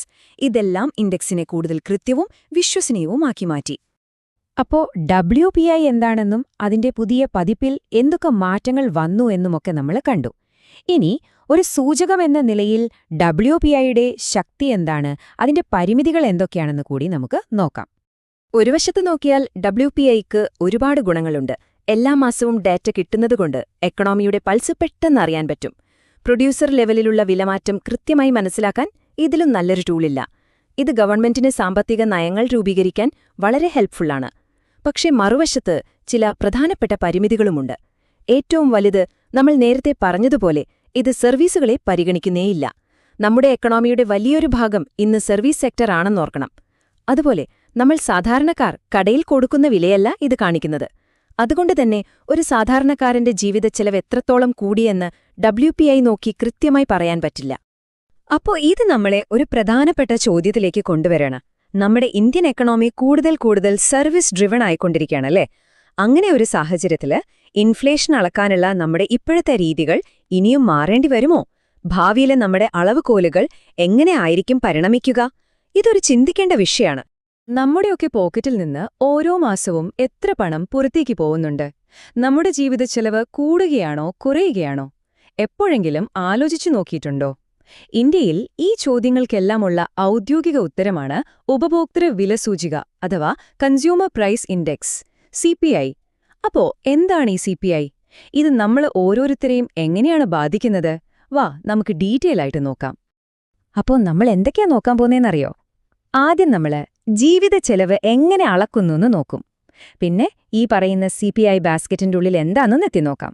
അത് കഴിഞ്ഞ് കാലം മാറുമ്പോൾ ഈ സൂചികയെ മാറേണ്ടതിന്റെ ആവശ്യകത, പിന്നെ നടന്ന വലിയ മാറ്റങ്ങൾ, അവസാനം ഈ ഒരൊറ്റ നമ്പർ നമ്മുടെ എക്കോണമിയെ മൊത്തത്തിൽ എങ്ങനെ പിടിച്ചുകുലുക്കുന്നു എന്നതും നമ്മൾ കാണും. ഓക്കെ, അപ്പൊ നമുക്ക് തുടങ്ങാം അല്ലേ? നമ്മുടെ ജീവിതച്ചെലവ് അതെങ്ങനെയാണ് അളക്കുന്നത്? സാധാരണ മാർക്കറ്റിലെ ഓരോ സാധനത്തിന്റെയും വിലയിൽ നിന്ന് തുടങ്ങി എങ്ങനെയാണ് അതൊരു രാജ്യത്തിന്റെ മൊത്തം കണക്കായി മാറുന്നത് നമുക്ക് നോക്കാം. ഒന്ന് ആലോചിച്ചു നോക്കിയേ, ഒരു 10 വർഷം മുന്നേ നമ്മളൊരു ചായ കുടിക്കാൻ കൊടുത്തിരുന്ന പൈസയാണോ ഇപ്പൊ കൊടുക്കുന്നേ? അല്ലല്ലോ. ഒരു ബസ് ടിക്കറ്റിന്റെ കാര്യം എടുത്താലോ? എന്തുകൊണ്ടാണിങ്ങനെ വില കൂടിക്കൊണ്ടേയിരിക്കുന്നേ? ഇത് നമ്മളെല്ലാവരും ചോദിക്കുന്നൊരു ചോദ്യമാണ്. ഇതിനൊരു ഒഫീഷ്യൽ ആൻസറുണ്ട്. ആ ഉത്തരമാണ് കൺസ്യൂമർ പ്രൈസ് ഇൻഡെക്സ് അഥവാ നമ്മൾ പറയുന്ന CPI. സിമ്പിളായിട്ട് പറഞ്ഞാൽ ഇങ്ങനെ ആലോചിച്ചാൽ മതി. നമ്മളെപ്പോലൊരു സാധാരണ കുടുംബം, നമ്മൾ എല്ലാ മാസവും വാങ്ങുന്ന കുറേ സാധനങ്ങളുണ്ടാവില്ലേ? അരി, പഞ്ചസാര, സോപ്പ്, പിന്നെ ബസ് ചാർജ്, സിനിമാ ടിക്കറ്റ്, ഇതെല്ലാം കൂടി ഒരു വലിയ ഷോപ്പിംഗ് ബാസ്ക്കറ്റിൽ ഇട്ടെന്നിരിക്കട്ടെ. ആ ബാസ്ക്കറ്റ് നിറയ്ക്കാൻ ഓരോ മാസവും എത്ര രൂപ അധികം വരുന്നു അല്ലെങ്കിൽ കുറയുന്നു എന്ന് നോക്കുന്നൊരു കണക്കാണ് ഈ CPI. ഇവിടെ ഏറ്റവും ഇമ്പോർട്ടന്റ് ആയ ഒരു കാര്യമുണ്ട്. ഈ CPI നോക്കുന്നത് റീറ്റെയിൽ വിലയാണ്. അതായത് നമ്മൾ നേരിട്ട് കടയിൽ പോയി ഒരു സാധനം വാങ്ങുമ്പോൾ നമ്മുടെ പോക്കറ്റിൽ നിന്ന് കൊടുക്കുന്ന ആ യഥാർത്ഥ കാശ്. അതുകൊണ്ട് തന്നെ ഇത് നമ്മുടെയൊക്കെ ഫാമിലി ബഡ്ജറ്റിന്റെ ഒരു കണ്ണാടി പോലെയാണ്. അപ്പോ ഈ പറയുന്ന ബാസ്ക്കറ്റില്ലേ, അതിന്റെ ഉള്ളിലേക്ക് നമുക്കൊന്ന് കേറി നോക്കിയാലോ? എന്തൊക്കെ സാധനങ്ങളാണ് അതിലുള്ളത്? എന്തിനാണ് അതൊക്കെ ഇത്ര ഇമ്പോർട്ടന്റ് ആവുന്നത്? നമ്മുടെ ഇന്ത്യ എന്ന് പറയുന്നത് ഒരുപോലെയല്ലല്ലോ. ഗ്രാമങ്ങളിലെ ജീവിതവും അവിടുത്തെ ചെലവുകളും പോലെയല്ല പട്ടണങ്ങളില്, അല്ലേ? അപ്പോൾ വിലക്കയറ്റം അളക്കുമ്പോഴും ഈ വ്യത്യാസം നമ്മൾ കണക്കിലെടുക്കണം. അതിനാണ് 2 തരം CPI ഉള്ളത്. ഒന്ന് CPI റൂറൽ. ഇത് 1000-ലധികം ഗ്രാമങ്ങളിൽ നിന്ന് ഡേറ്റ എടുത്ത് അവിടുത്തെ അവസ്ഥ എന്താണെന്ന് പറയും. മറ്റൊന്ന് CPI അർബൻ. അത് നമ്മുടെയൊക്കെ പോലുള്ള നഗരങ്ങളിലെ മാർക്കറ്റുകളെ ഫോക്കസ് ചെയ്യും. ശരി, അപ്പോൾ നമുക്ക് ഗ്രാമങ്ങളിലെ കണക്കും കിട്ടി, നഗരങ്ങളിലെ കണക്കും കിട്ടി. ഇനി ഇത് രണ്ടും കൂടി ചേർത്താലോ? അപ്പോൾ കിട്ടുന്ന ആ ഒരൊറ്റ നമ്പറാണ് ഏറ്റവും പ്രധാനം. അതാണ് CPI കമ്പൈൻഡ്. നമ്മൾ ന്യൂസിലൊക്കെ എപ്പോഴും കാണുന്ന ഇന്ത്യയുടെ ഇൻഫ്ലേഷൻ റേറ്റ് ഇത്ര കൂടി, ഇത്ര കുറഞ്ഞു എന്നൊക്കെ പറയുന്ന ആ ഹെഡ്ലൈൻ നമ്പർ. അതിതാണ്. ദാ ഈ ചാർട്ടിലേക്കൊന്ന് നോക്കിയേ. ഇതാണ് CPIയുടെ എൻജിൻ റൂം എന്ന് പറയാം. ഇവിടെയാണ് വെയിറ്റേജ് എന്ന ആശയം വരുന്നത്. അതായത് നമ്മുടെ ആകെ ചെലവില് ഓരോ കാര്യത്തിനും എന്തുമാത്രം പ്രാധാന്യമുണ്ട് എന്ന്. ഇതിലേറ്റവും വലിയ സംഖ്യ കണ്ടോ? ഏതാണ്ട് 46%. അത് ഭക്ഷണത്തിനും വെള്ളത്തിനും വേണ്ടിയാ. ഒന്ന് ആലോചിച്ചു നോക്കിയേ, നമ്മുടെ ജീവിത ചെലവിന്റെ പകുതിയോളം തീരുമാനിക്കുന്നത് ഫുഡിന്റെ വിലയാണ്. അതുകൊണ്ടാണ് സവാളയുടെ വില കൂടുമ്പോൾ അത് രാജ്യത്ത് വലിയ ചർച്ചയാവുന്നത്. കാര്യം പിടികിട്ടിയില്ലേ? നമ്മൾ കാണുന്നത് commodities weights under CPI in percentage എന്നതാണ്. CPI അഥവാ കൺസ്യൂമർ പ്രൈസ് ഇൻഡെക്സ് എന്നത് ഉപഭോക്താക്കളുടെ ചെലവിന്റെ ഘടനയെ അടിസ്ഥാനമാക്കി തയ്യാറാക്കുന്ന ഒരു സൂചികയാണ്. അതിൽ ഓരോ വിഭാഗത്തിനും നൽകിയിരിക്കുന്ന വെയിറ്റേജ് അനുസരിച്ചാണ് ഇൻഫ്ലേഷൻ കണക്കാക്കുന്നത്. ഇനി ഈ പൈചാർട്ട് നോക്കി ഓരോ വിഭാഗവും വിശദമായി മനസ്സിലാക്കാം. ആദ്യം ഏറ്റവും വലിയ വിഭാഗം ഫുഡ് ആൻഡ് ബെവറേജസ് 45.9%. CPI ബാസ്ക്കറ്റിൽ ഏകദേശം 46% ഭാരവും ഭക്ഷണത്തിനും പാനീയങ്ങൾക്കുമാണ്. അതായത് ഭക്ഷ്യവില ഉയർന്നാൽ CPI ഇൻഫ്ലേഷന് ഏറ്റവും കൂടുതൽ സ്വാധീനമുണ്ടാകുന്നത് ഈ വിഭാഗം വഴിയായിരിക്കും. ഇന്ത്യ പോലുള്ള രാജ്യങ്ങളിൽ ഹൗസ് ഹോൾഡ് എക്സ്പെൻഡിച്ചറിൽ വലിയൊരു പങ്ക് ഭക്ഷണത്തിനാണ് ചെലവാക്കുന്നത്. അതിനാൽ ഈ ഉയർന്ന വെയിറ്റേജ് സ്വാഭാവികമാണ്. അടുത്തതായി മിസല്ലേനിയസ് 28.3%. ഇത് വളരെ വലിയ രണ്ടാമത്തെ വിഭാഗമാണ്. ഇതിൽ education, health, transport, communication, recreation, personal care തുടങ്ങിയ നിരവധി സർവീസസ് ഉൾപ്പെടും. സർവീസ് സെക്ടർ വളരുന്നതോടെ ഈ വിഭാഗത്തിന്റെ പ്രാധാന്യവും വർദ്ധിക്കുന്നു. ഇൻഫ്ലേഷൻ ഇപ്പോൾ സാധനങ്ങളുടെ വിലമാറ്റം മാത്രമല്ല, സർവീസസിന്റെ വിലമാറ്റവും അത്ര തന്നെ പ്രധാനമാണ് എന്ന് ഇത് സൂചിപ്പിക്കുന്നു. ഇനി ഹൗസിംഗ് 10.1%. ഇത് പ്രധാനമായും റെന്റിനെ പ്രതിനിധീകരിക്കുന്നു. അർബൻ മേഖലയിൽ ഹൗസിംഗ് ചെലവ് കൂടുതലായതിനാൽ CPIയിൽ ഹൗസിംഗിന് പ്രത്യേക വെയിറ്റേജ് നൽകിയിരിക്കുന്നു. റെന്റ് ഉയർന്നാൽ CPI ഇൻഫ്ലേഷൻ നേരിട്ട് ഉയരും. അടുത്തത് ഫ്യുവൽ ആൻഡ് ലൈറ്റ് 6.8%. ഇതിൽ ഇലക്ട്രിസിറ്റി, LPG, കെരോസിൻ പോലുള്ള എനർജി ഐറ്റംസ് ഉൾപ്പെടുന്നു. ഫ്യുവൽ പ്രൈസസ് വർദ്ധിച്ചാൽ അത് ട്രാൻസ്പോർട്ടേഷൻ കോസ്റ്റ് കൂടി ഉയർത്തും. അതിലൂടെ മറ്റു സാധനങ്ങളുടെയും വില വർദ്ധിക്കാം. അതിനാൽ ഫ്യുവൽ ഇൻഫ്ലേഷന് ഇൻഡയറക്റ്റ് ഇമ്പാക്റ്റ് കൂടി ഉണ്ടാകും. ഇനി ക്ലോതിംഗ് ആൻഡ് ഫുട്വെയർ 6.53%. വസ്ത്രങ്ങളും ഫുട്വെയറും ഹൗസ് ഹോൾഡ് കൺസംഷനിൽ ഒരു സ്ഥിരമായ ചെലവാണ്. Seasonal demand, cotton prices, import costs എന്നിവ ഈ വിഭാഗത്തിലെ വിലയെ ബാധിക്കും. അവസാനമായി പാൻ, ടൊബാക്കോ ആൻഡ് ഇൻടോക്സിക്കൻസ് 2.38%. ഇത് വളരെ ചെറിയ വെയിറ്റേജുള്ള വിഭാഗമാണ്. അതിനാൽ ഇവയുടെ വിലമാറ്റം CPI ഇൻഫ്ലേഷനിൽ വലിയ മാറ്റം ഉണ്ടാക്കില്ല. എങ്കിലും ആരോഗ്യപരമായും നികുതി നയപരമായും ഈ വിഭാഗം പ്രാധാന്യമുള്ളതാണ്. ഇത് മുഴുവൻ നോക്കുമ്പോൾ ഒരു കാര്യം വ്യക്തമാണ്. CPI ബാസ്ക്കറ്റിൽ ഏറ്റവും കൂടുതൽ വെയിറ്റ് ഫുഡിനാണ്. അതിനാൽ ഫുഡ് ഇൻഫ്ലേഷൻ ഇന്ത്യയിൽ ഹെഡ്ലൈൻ ഇൻഫ്ലേഷന്റെ പ്രധാന ഡ്രൈവറാണ്. അതിനുശേഷം സർവീസസ് ഉൾപ്പെടുന്ന മിസലേനിയസ് വിഭാഗം വരുന്നു. ഫ്യുവൽ, ഹൗസിംഗ്, ക്ലോതിംഗ് എന്നിവ മിതമായ സ്വാധീനം ചെലുത്തുന്നു. സാരമായി പറഞ്ഞാൽ CPI ഇൻഫ്ലേഷൻ എങ്ങനെ കണക്കാക്കപ്പെടുന്നു എന്ന് മനസ്സിലാക്കാൻ വെയിറ്റേജ് സ്ട്രക്ചർ അറിയുന്നത് അത്യാവശ്യമാണ്. ഓരോ വിഭാഗത്തിനും നൽകിയിരിക്കുന്ന ശതമാനം CPIയിൽ അവയുടെ സ്വാധീനത്തിന്റെ അളവാണ്. ഈ ചിത്രം അതിനെ വളരെ വ്യക്തമായി കാണിക്കുന്നു. എന്തിനാ ഫുഡിന് ഇത്ര പ്രാധാന്യം കൊടുക്കുന്നേ? ഈ ഉത്തരണി കേട്ടാൽ കാര്യം മനസ്സിലാവും. നമ്മുടെ സമൂഹത്തിലെ ഏറ്റവും പാവപ്പെട്ട ആളുകളില്ലേ, അവരുടെ വരുമാനത്തിന്റെ 3/4 അതായത് 75% പോകുന്നത് ഭക്ഷണം വാങ്ങാനാണ്. അപ്പൊ ഒന്ന് ആലോചിച്ചു നോക്കേ, ഭക്ഷണത്തിന്റെ വില ഒരു 5 രൂപ കൂടിയാൽ പോലും അത് അവരുടെ ജീവിതത്തെ എത്ര മോശമായിട്ടായിരിക്കും ബാധിക്കുക. അതുകൊണ്ടുതന്നെ ഇത് സർക്കാരുകൾക്ക് എപ്പോഴും ഒരു തലവേദനയാണ്, ഒരു പൊളിറ്റിക്കൽ ഇഷ്യൂ ആണ്. പക്ഷേ ഈ CPI ബാസ്ക്കറ്റ് എന്ന് പറയുന്നത് എന്നേക്കുമായി ഉണ്ടാക്കി വെച്ച ഒന്നല്ല കേട്ടോ. കാലം മാറുന്നതിനനുസരിച്ച് അതും മാറണം. അപ്പോൾ അടുത്തതായിട്ട് നമ്മൾ നോക്കാൻ പോകുന്നത് അതാണ്, മാറുന്ന ഇന്ത്യക്കൊപ്പം ഈ സൂചികയും എങ്ങനെയാണ് മാറുന്നതെന്ന്. ഞാനൊരു സിമ്പിൾ ചോദ്യം ചോദിക്കാം. ഒരു 10-15 വർഷം മുൻപ് നമ്മുടെ വീട്ടിലെ ഏറ്റവും വലിയ ചെലവിലൊന്ന് ലാൻഡ് ലൈൻ ഫോണിന്റെ ബില്ലായിരുന്നില്ലേ? ഇന്ന് ആ സ്ഥാനത്തെന്താ? Mobile recharge, Netflix subscription, Swiggy orders അല്ലേ? നമ്മുടെയൊക്കെ ശീലങ്ങൾ ആകെ മാറി. അപ്പം നമ്മൾ പണപ്പെരുപ്പം അളക്കുന്ന ആ ബാസ്ക്കറ്റിലും ഈ മാറ്റങ്ങൾ വരണ്ടേ? ഉറപ്പായും വരണം. ഈ ടൈം ലൈൻ നോക്കിയാൽ ആ കഥ കൃത്യമായി മനസ്സിലാകും. പഴയ CPI കണക്ക് കൂട്ടിയിരുന്നത് 2004-5 കാലത്തെ ഇന്ത്യ വെച്ചിട്ടായിരുന്നു. പക്ഷെ അവിടുന്ന് ഒരു 10 വർഷം കഴിഞ്ഞപ്പോഴേക്കും ഇന്ത്യ എന്തോരം മാറി. നമ്മുടെയൊക്കെ ശമ്പളം കൂടി, ആവശ്യങ്ങൾ മാറി, മൊത്തത്തിൽ ലൈഫ് സ്റ്റൈൽ തന്നെ മാറി. അപ്പോൾ ഈ പുതിയ ഇന്ത്യയെ പിടിക്കാൻ വേണ്ടി 2011-12 ഒരു വലിയ സർവേ നടത്തി. ആളുകൾ എന്തിനാണ് കൂടുതൽ പൈസ ചെലവാക്കുന്നത് എന്നൊക്കെ കണ്ടുപിടിച്ചു. അതിന്റെ ബേസിൽ 2015 CPI മൊത്തത്തിലൊന്ന് പൊളിച്ചെഴുതി. ബേസ് ഇയർ 2012 ആക്കി മാറ്റി. അപ്പോ ഈ പറഞ്ഞ പൊളിച്ചെഴുത്ത് എന്തൊക്കെയായിരുന്നു അതിലെ പ്രധാന മാറ്റങ്ങൾ? നമുക്ക് അതിന്റെ ഡീറ്റെയിൽസിലേക്കൊന്ന് ഇറങ്ങിച്ചെല്ലാം. ദാ ഈ കാണുന്ന ടേബിളിൽ ആ മാറ്റം വ്യക്തമായിട്ട് കാണാം. നമുക്ക് പഴയ കണക്കും പുതിയ കണക്കും ഒന്ന് ഒത്തുനോക്കാം. അപ്പോൾ കാര്യം ക്ലിയർ ആവും. ഈ നമ്പറുകൾക്ക് ഒരു കഥ പറയാനുണ്ട്. നോക്കൂ, ഭക്ഷണത്തിനുള്ള വെയിറ്റേജ് ചെറുതായിട്ടൊന്ന് കുറഞ്ഞു, 47-ൽ നിന്ന് ഏകദേശം 46%. പക്ഷേ വീട്, വിദ്യാഭ്യാസം, ഹെൽത്ത്, എന്റർടൈൻമെന്റ് ഇങ്ങനെയുള്ള കാര്യങ്ങൾ വരുന്ന മിസ്ലേനിയസ് എന്ന വിഭാഗത്തിന്റെ പ്രാധാന്യം കൂടി. എന്താ ഇതിന്റെ അർത്ഥം? നമ്മൾ ഇന്ത്യക്കാർ ഭക്ഷണത്തിന് പുറമേ ഒരു നല്ല ജീവിതം നയിക്കാൻ വേണ്ടി, അതായത് എഡ്യൂക്കേഷനും ഹെൽത്തിനും, എന്തിന് സിനിമ കാണാനും യാത്ര പോകാനും ഒക്കെ കൂടുതൽ പണം ചെലവഴിക്കാൻ തുടങ്ങിയെന്ന്. ഇത് പുതിയ ഇന്ത്യയുടെ ഒരു നേർക്കാഴ്ചയാണ്. പിന്നെ മാറ്റം വന്നത് ഈ വെയിറ്റേജിൽ മാത്രമല്ല കേട്ടോ, കണക്കെടുക്കുന്ന രീതിയിലും കുറെ മാറ്റങ്ങൾ കൊണ്ടുവന്നു. ഡേറ്റ കൂടുതൽ കൃത്യമാക്കാൻ പുതിയ വഴികൾ നോക്കി. പാൻ, പുകയില പോലെയുള്ള സാധനങ്ങൾക്ക് ഒരു പ്രത്യേക ഗ്രൂപ്പ് തന്നെ ഉണ്ടാക്കി. ഏറ്റവും രസകരം എന്താണെന്നറിയോ? വീട്ടുവാടകയുടെ കണക്കെടുക്കാൻ പോകുന്ന വീടുകളുടെ എണ്ണം ഡബിളാക്കി. ഇതെല്ലാം എന്തിനാണെന്ന് വെച്ചാൽ ഈ CPI നമ്പർ കുറച്ചുകൂടി റിയലിസ്റ്റിക്കും വിശ്വസിക്കാൻ പറ്റുന്നതുമാക്കാൻ വേണ്ടിയാണ്. നമ്മൾ കാണുന്നത് ടൈപ്സ് ഓഫ് CPI എന്ന വിഷയമാണ്. CPI അഥവാ കൺസ്യൂമർ പ്രൈസ് ഇൻഡെക്സ് വിവിധ വിഭാഗങ്ങൾക്കായി വ്യത്യസ്ത രീതിയിൽ തയ്യാറാക്കപ്പെടുന്നു. കാരണം ഓരോ തൊഴിൽ വിഭാഗത്തിന്റെയും ഉപഭോഗ സ്വഭാവം വ്യത്യസ്തമാണ്. ഇനി ഈ പട്ടിക നോക്കി ഓരോ തരവും വിശദമായി മനസ്സിലാക്കാം. ആദ്യം CPI for agricultural labourer AL. ഇത് കാർഷിക തൊഴിലാളികളുടെ ഉപഭോഗ ചെലവിലെ വിലമാറ്റം അളക്കുന്നതിനുള്ള സൂചികയാണ്. ഇതിന്റെ ബേസ് ഇയർ 1986-87 ആണ്. ഇത് തയ്യാറാക്കുന്നത് ലേബർ ബ്യൂറോ ആണ്. ഇത് ministry of labour and employment കീഴിലാണ് പ്രവർത്തിക്കുന്നത്.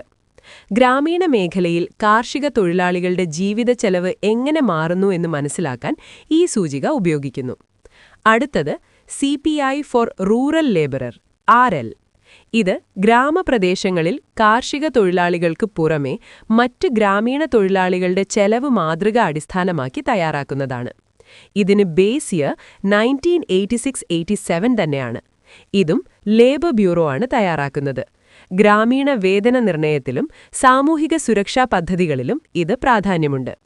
ഇനി CPI for industrial workers IW. ഇത് വ്യാവസായിക മേഖലയിൽ ജോലി ചെയ്യുന്ന തൊഴിലാളികളുടെ ഉപഭോഗ ചെലവിനെ അടിസ്ഥാനമാക്കി തയ്യാറാക്കുന്നു. ഇതിന്റെ ബേസ് ഇയർ 2016 ആണ്. ഇതും ലേബർ ബ്യൂറോ ആണ് തയ്യാറാക്കുന്നത്. ഇൻഡസ്ട്രിയൽ സെക്ടറിലെ ഡിയർനെസ് അലവൻസ് നിർണ്ണയിക്കാൻ ഈ സൂചിക പ്രധാനമാണ്. വേതന പരിഷ്കരണങ്ങളിലും ഇത് ഉപയോഗിക്കുന്നു. അവസാനം ഏറ്റവും പ്രധാനപ്പെട്ടത് CPI റൂറൽ അർബൻ കമ്പൈൻഡ്. ഇത് പൊതുവായ ഉപഭോക്താക്കളുടെ ചെലവ് മാതൃകയെ അടിസ്ഥാനമാക്കി തയ്യാറാക്കുന്ന സൂചികയാണ്. ഇതിന്റെ ബേസ് ഇയർ 2012 ആണ്. ഇത് പ്രസിദ്ധീകരിക്കുന്നത് നാഷണൽ സ്റ്റാറ്റിസ്റ്റിക്കൽ ഓഫീസാണ്. ഇന്ത്യയിൽ മോണിറ്ററി പോളിസി നിർണ്ണയിക്കുമ്പോൾ RBI ഉപയോഗിക്കുന്ന പ്രധാന ഇൻഫ്ലേഷൻ മെഷർ ഇതാണ്. ഇൻഫ്ലേഷൻ ടാർഗറ്റിംഗ് ഫ്രെയിംവർക്കിൽ RBI ഇതേ CPI കമ്പൈൻഡാണ് സ്വീകരിച്ചിരിക്കുന്നത്. ഇതിലൂടെ ഒരു കാര്യമാണ് വ്യക്തമാവുന്നത്: CPI ഒരേ ഒരു സൂചികയല്ല. വിവിധ തൊഴിൽ വാസസ്ഥല വിഭാഗങ്ങൾക്കായി വ്യത്യസ്ത CPIകളുണ്ട്. ലേബർ ബ്യൂറോ തയ്യാറാക്കുന്ന CPI പ്രധാനമായും തൊഴിലാളികളുടെ ജീവിത ചെലവിനും വേതന നിർണയത്തിനും ഉപയോഗിക്കുന്നു. NSO തയ്യാറാക്കുന്ന CPI ആണ് രാജ്യത്തിന്റെ ഔദ്യോഗിക ഇൻഫ്ലേഷൻ മെഷറായി മോണിറ്ററി പോളിസിയിൽ ഉപയോഗിക്കുന്നത്. അതിനാൽ CPIയുടെ വ്യത്യസ്ത തരങ്ങൾ അറിയുന്നത് സാമ്പത്തിക നയവും തൊഴിൽ നയവും മനസ്സിലാക്കാൻ വളരെ പ്രധാനമാണ്. ഇന്ത്യയുടെ കൺസ്യൂമർ പ്രൈസ് ഇൻഡെക്സ് CPI അടിസ്ഥാന വർഷം അടുത്തിടെ പരിഷ്കരിച്ചു. മുമ്പ് CPI 2012 അടിസ്ഥാന വർഷമായി ഉപയോഗിച്ചിരുന്നു. എന്നാൽ സർക്കാർ അത് പുതുക്കിയതിനാൽ പുതിയ അടിസ്ഥാന വർഷം 2024 ആണ്. 2026 ജനുവരിയിലെ പണപ്പെരുപ്പ് ഡാറ്റ മുതൽ ഈ മാറ്റം നടപ്പിലാക്കി 2026 ഫെബ്രുവരിയിൽ ഔദ്യോഗികമായി പുറത്തിറക്കി. നമ്മൾ കാണുന്നത് key methodological changes in CPI 2024 എന്ന ഒരു പ്രധാനപ്പെട്ട വിഷയമാണ്. CPI എന്നത് കൺസ്യൂമർ പ്രൈസ് ഇൻഡെക്സ് എന്നതിന്റെ ചുരുക്കപ്പേരാണ്. ഇത് രാജ്യത്തിലെ സാധാരണ ഉപഭോക്താക്കളുടെ ജീവിത ചെലവിലെ മാറ്റം അളക്കാൻ ഉപയോഗിക്കുന്ന ഒരു പ്രധാന സൂചികയാണ്. ഇപ്പോൾ 2012 അടിസ്ഥാന വർഷത്തിലുള്ള CPIയിൽ നിന്നും 2024ലേക്കുള്ള മാറ്റങ്ങൾ എന്തൊക്കെയാണെന്ന് നമുക്ക് വിശദമായി നോക്കാം.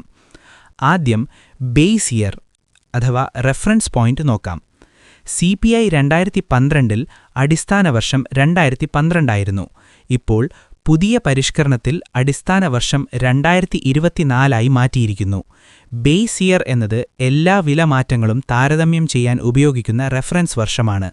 ഉപഭോഗശീലങ്ങളിൽ വലിയ മാറ്റങ്ങൾ വന്നതിനാൽ കാലാകാലങ്ങളിൽ ബേസ് ഇയർ മാറ്റേണ്ടത് അനിവാര്യമാണ്. അടുത്തത് number of items. CPI 2012 299 items ഉണ്ടായിരുന്നു. അതിൽ 259 ഗുഡ്സ്, 40 സർവീസസ്. എന്നാൽ CPI 2024 ഇത് 358 വർദ്ധിപ്പിച്ചു. 308 ഗുഡ്സ്, 50 സർവീസസ്. ഇത് ഉപഭോഗ പാറ്റേണിൽ വന്ന വൈവിധ്യവും സേവനമേഖലയുടെ വളർച്ചയും കാണിക്കുന്നു. ഇനി online markets. CPI 2012 online market ഉൾപ്പെടുത്തിയിരുന്നില്ല. എന്നാൽ CPI 2024 25 ലക്ഷം പോപ്പുലേഷന് മുകളിലുള്ള നഗരങ്ങളിൽ 12 ഓൺലൈൻ മാർക്കറ്റ്സ് ഉൾപ്പെടുത്തും. ഇതിലൂടെ ഇ-കൊമേഴ്സ് വിലമാറ്റവും CPIയിൽ പ്രതിഫലിക്കും. ഇന്നത്തെ ഡിജിറ്റൽ ഇക്കോണമിയുടെ യാഥാർത്ഥ്യത്തെ ഇത് അംഗീകരിക്കുന്നു. അടുത്തത് data classification. CPI 2012 classification of individual consumption according to purpose COICOP 1999 പ്രകാരം ഗ്രൂപ്പ്സ്, സബ് ഗ്രൂപ്പ്സ് ആയിരുന്നു. ഇപ്പോൾ CPI 2024 COICOP 2018 പ്രകാരം divisions, groups, classes, sub classes എന്ന കൂടുതൽ വിശദമായ വിഭാഗീകരണമാണ് ഉപയോഗിക്കുന്നത്. ഇത് ഇന്റർനാഷണൽ സ്റ്റാൻഡേർഡ്സ് അനുസരിച്ചുള്ള അപ്ഡേഷനാണ്. ഇനി house rent compilation. CPI 2012 urban areas മാത്രം ഉൾപ്പെടുത്തിയിരുന്നു, എംപ്ലോയർ പ്രൊവൈഡഡ് അക്കോമഡേഷൻ ഉൾപ്പെടെ. എന്നാൽ CPI 2024 ഏർബൻ, റൂറൽ ഇരുവരും ഉൾപ്പെടുത്തും. എന്നാൽ എംപ്ലോയർ പ്രൊവൈഡഡ് അക്കോമഡേഷൻ ഒഴിവാക്കും. ഇതിലൂടെ റെന്റ് ഡാറ്റ കൂടുതൽ യാഥാർത്ഥ്യപരമാകും. അടുത്തത് data dissemination at state level. CPI 2012 combined index മാത്രം സ്റ്റേറ്റ് ലെവലിൽ പ്രസിദ്ധീകരിച്ചിരുന്നു. CPI 2024 rural, urban combined index കൂടാതെ ഇൻഫ്ലേഷൻ ഡാറ്റയും പ്രത്യേകം പ്രസിദ്ധീകരിക്കും. ഇത് സ്റ്റേറ്റ് ലെവൽ പോളിസി മേക്കിങ്ങിന് കൂടുതൽ സഹായകരമാകും. അവസാനം food and beverage weightage. CPI 2012 food and ബെവറേജിന് 45.86% വെയിറ്റേജ് ഉണ്ടായിരുന്നു. CPI 2024 ഇത് 36.75% കുറച്ചു. ഇതിന്റെ അർത്ഥം കൺസംഷൻ ബാസ്ക്കറ്റിൽ മറ്റ് ഘടകങ്ങൾക്ക് കൂടുതൽ പ്രാധാന്യം ലഭിച്ചിരിക്കുന്നു. സാരാംശമായി പറഞ്ഞാൽ CPI 2024 കൂടുതൽ അപ്ഡേറ്റഡ്, റിയലിസ്റ്റിക് ഡിജിറ്റൽ ഇക്കോണമിയെ ഉൾക്കൊള്ളുന്ന ഇന്റർനാഷണൽ ക്ലാസിഫിക്കേഷൻ അനുസരിക്കുന്ന ഒരു മോഡേൺ പ്രൈസ് ഇൻഡെക്സ് ആണ്. ഇത് policy decisions, inflation targeting, monetary policy എന്നിവയ്ക്ക് കൂടുതൽ കൃത്യത നൽകും. ഇങ്ങനെ CPI 2012 മുതൽ CPI 2024 വരെയുള്ള പ്രധാന മെത്തഡോളജിക്കൽ ചേഞ്ചസ് ആണ് ഈ ചിത്രത്തിൽ കാണിക്കുന്നത്. ഓക്കെ, അപ്പം നമ്മൾ അവസാനത്തെ സെക്ഷനിലേക്ക് കടക്കുകയാണ്. ഇത്രയൊക്കെ നേരം നമ്മൾ സംസാരിച്ച ഈ CPI എന്ന ഒരൊറ്റ നമ്പർ, ഇതെന്തിനാണ് ഇത്ര വലിയ സംഭവം? നമ്മുടെ എക്കോണമിയിൽ ഇതിന്റെ റോൾ എന്താണ്? അതൊരു ചെറിയ കളിയല്ല. ഊർജിത് പട്ടേൽ കമ്മിറ്റിയുടെ റെക്കമെൻഡേഷൻ വന്നതോടെ ഇന്ത്യയുടെ സാമ്പത്തിക നയങ്ങൾ തീരുമാനിക്കുന്നതിന്റെ കേന്ദ്രബിന്ദുവായി CPI മാറി. സിമ്പിളായിട്ട് പറഞ്ഞാൽ, റിസർവ് ബാങ്ക് ഓഫ് ഇന്ത്യ പലിശ നിരക്ക് കൂട്ടണോ കുറയ്ക്കണോ എന്ന് തീരുമാനിക്കാൻ ഉറ്റുനോക്കുന്നത് ഈ ഒരൊറ്റ നമ്പറിലേക്കാണ്. ആലോചിച്ചു നോക്കൂ, അത്രയ്ക്കും പവർഫുള്ളാണ് ഈ നമ്പർ. അപ്പോ ഇത് നമ്മളെ ഓരോരുത്തരെയും എങ്ങനെയാണ് ബാധിക്കുന്നത്? നിങ്ങളൊരു ഗവൺമെന്റ് എംപ്ലോയി ആണെങ്കിൽ നിങ്ങളുടെ DA തീരുമാനിക്കുന്നത് ഈ CPI നോക്കിയിട്ടാണ്. നിങ്ങൾ ലോൺ എടുത്തിട്ടുണ്ടെങ്കിൽ നിങ്ങളുടെ EMIയെ നേരിട്ട് ബാധിക്കുന്ന പലിശ നിരക്കുകൾ RBI തീരുമാനിക്കുന്നത് ഇതിന്റെ അടിസ്ഥാനത്തിലാണ്. എന്തിന്? സർക്കാർ റേഷൻ കട വഴി സാധനങ്ങൾ തടണോ അതോ വില നിയന്ത്രിക്കണോ എന്നൊക്കെ തീരുമാനിക്കുന്നത് പോലും ഈ കണക്ക് നോക്കിയാണ്. പോരാത്തതിന് നിങ്ങളുടെ പേഴ്സണൽ ചെലവുകൾ കഴിഞ്ഞ വർഷത്തേക്കാൾ കൂടിയോ കുറഞ്ഞോ എന്ന് മനസ്സിലാക്കാൻ ഒരു ബെഞ്ച്മാർക്കായും ഇതിനുപയോഗിക്കാം. അപ്പോ ഈ CPI ഒരു പെർഫെക്റ്റ് നമ്പറാണോ? ഒരിക്കലുമല്ല.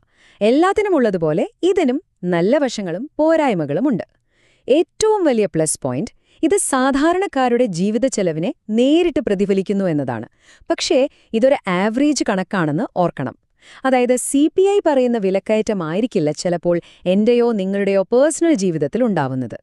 പിന്നെ സാധനങ്ങളുടെ ക്വാളിറ്റിയിലുള്ള മാറ്റം, അതായത് കഴിഞ്ഞ വർഷത്തെ ഫോണിനേക്കാൾ ഈ വർഷത്തെ ഫോൺ എത്രത്തോളം ബെറ്ററായി എന്ന് ഈ കണക്കിൽപ്പെടുത്താൻ പാടാണ്. ഇതൊക്കെയാണ് ഇതിന്റെ ചില ലിമിറ്റേഷൻസ്. അപ്പോ അവസാനിപ്പിക്കുമ്പോൾ ഒരു ചോദ്യം ബാക്കിയുണ്ട്. നമ്മുടെ എക്കോണമി മൊത്തത്തിൽ ഡിജിറ്റൽ ആയിക്കൊണ്ടിരിക്കുകയാണ്. നമ്മൾ പൈസ ചെലവാക്കുന്ന രീതി തന്നെ മാറുന്നു. ഓൺലൈൻ ഷോപ്പിംഗ്, സ്ട്രീമിംഗ് സർവീസുകൾ, ഫുഡ് ഡെലിവറി ആപ്പുകൾ. ഭാവിയിലെ CPIക്ക് ഇതെല്ലാം എങ്ങനെ കൃത്യമായി അളക്കാൻ പറ്റും? അതൊരു വലിയ ചോദ്യമാണ്. കാരണം ജീവിതം മാറുന്നതിനനുസരിച്ച് ജീവിത ചെലവളക്കാനുള്ള ഈ സൂചികയും മാറിക്കൊണ്ടേയിരിക്കണമല്ലേ? നമ്മൾ താരതമ്യം ചെയ്യുന്നത് 3 പ്രധാന വില സൂചികകളെയാണ്. മൊത്തവില സൂചിക, ഹോൾസെയിൽ പ്രൈസ് ഇൻഡെക്സ് WPI, ഉപഭോക്തൃ വില സൂചിക consumer price index CPI, GDP deflator. ഇവ 3ഉം പണപ്പെരുപ്പം, ഇൻഫ്ലേഷൻ അളക്കാൻ ഉപയോഗിക്കുന്നവയാണ്. പക്ഷേ അവയുടെ പരിധിയും കണക്കാക്കുന്ന രീതിയും വ്യത്യസ്തമാണ്. പട്ടിക അനുസരിച്ച് ഓരോ ഘടകവും വ്യക്തമായി താഴെ വിവരിക്കുന്നു. മൊത്തവില സൂചിക WPI. ആദ്യം മൊത്തവില സൂചിക. ഇത് മൊത്ത വ്യാപാര നിലവാരത്തിലുള്ള വിലമാറ്റം അളക്കുന്നു.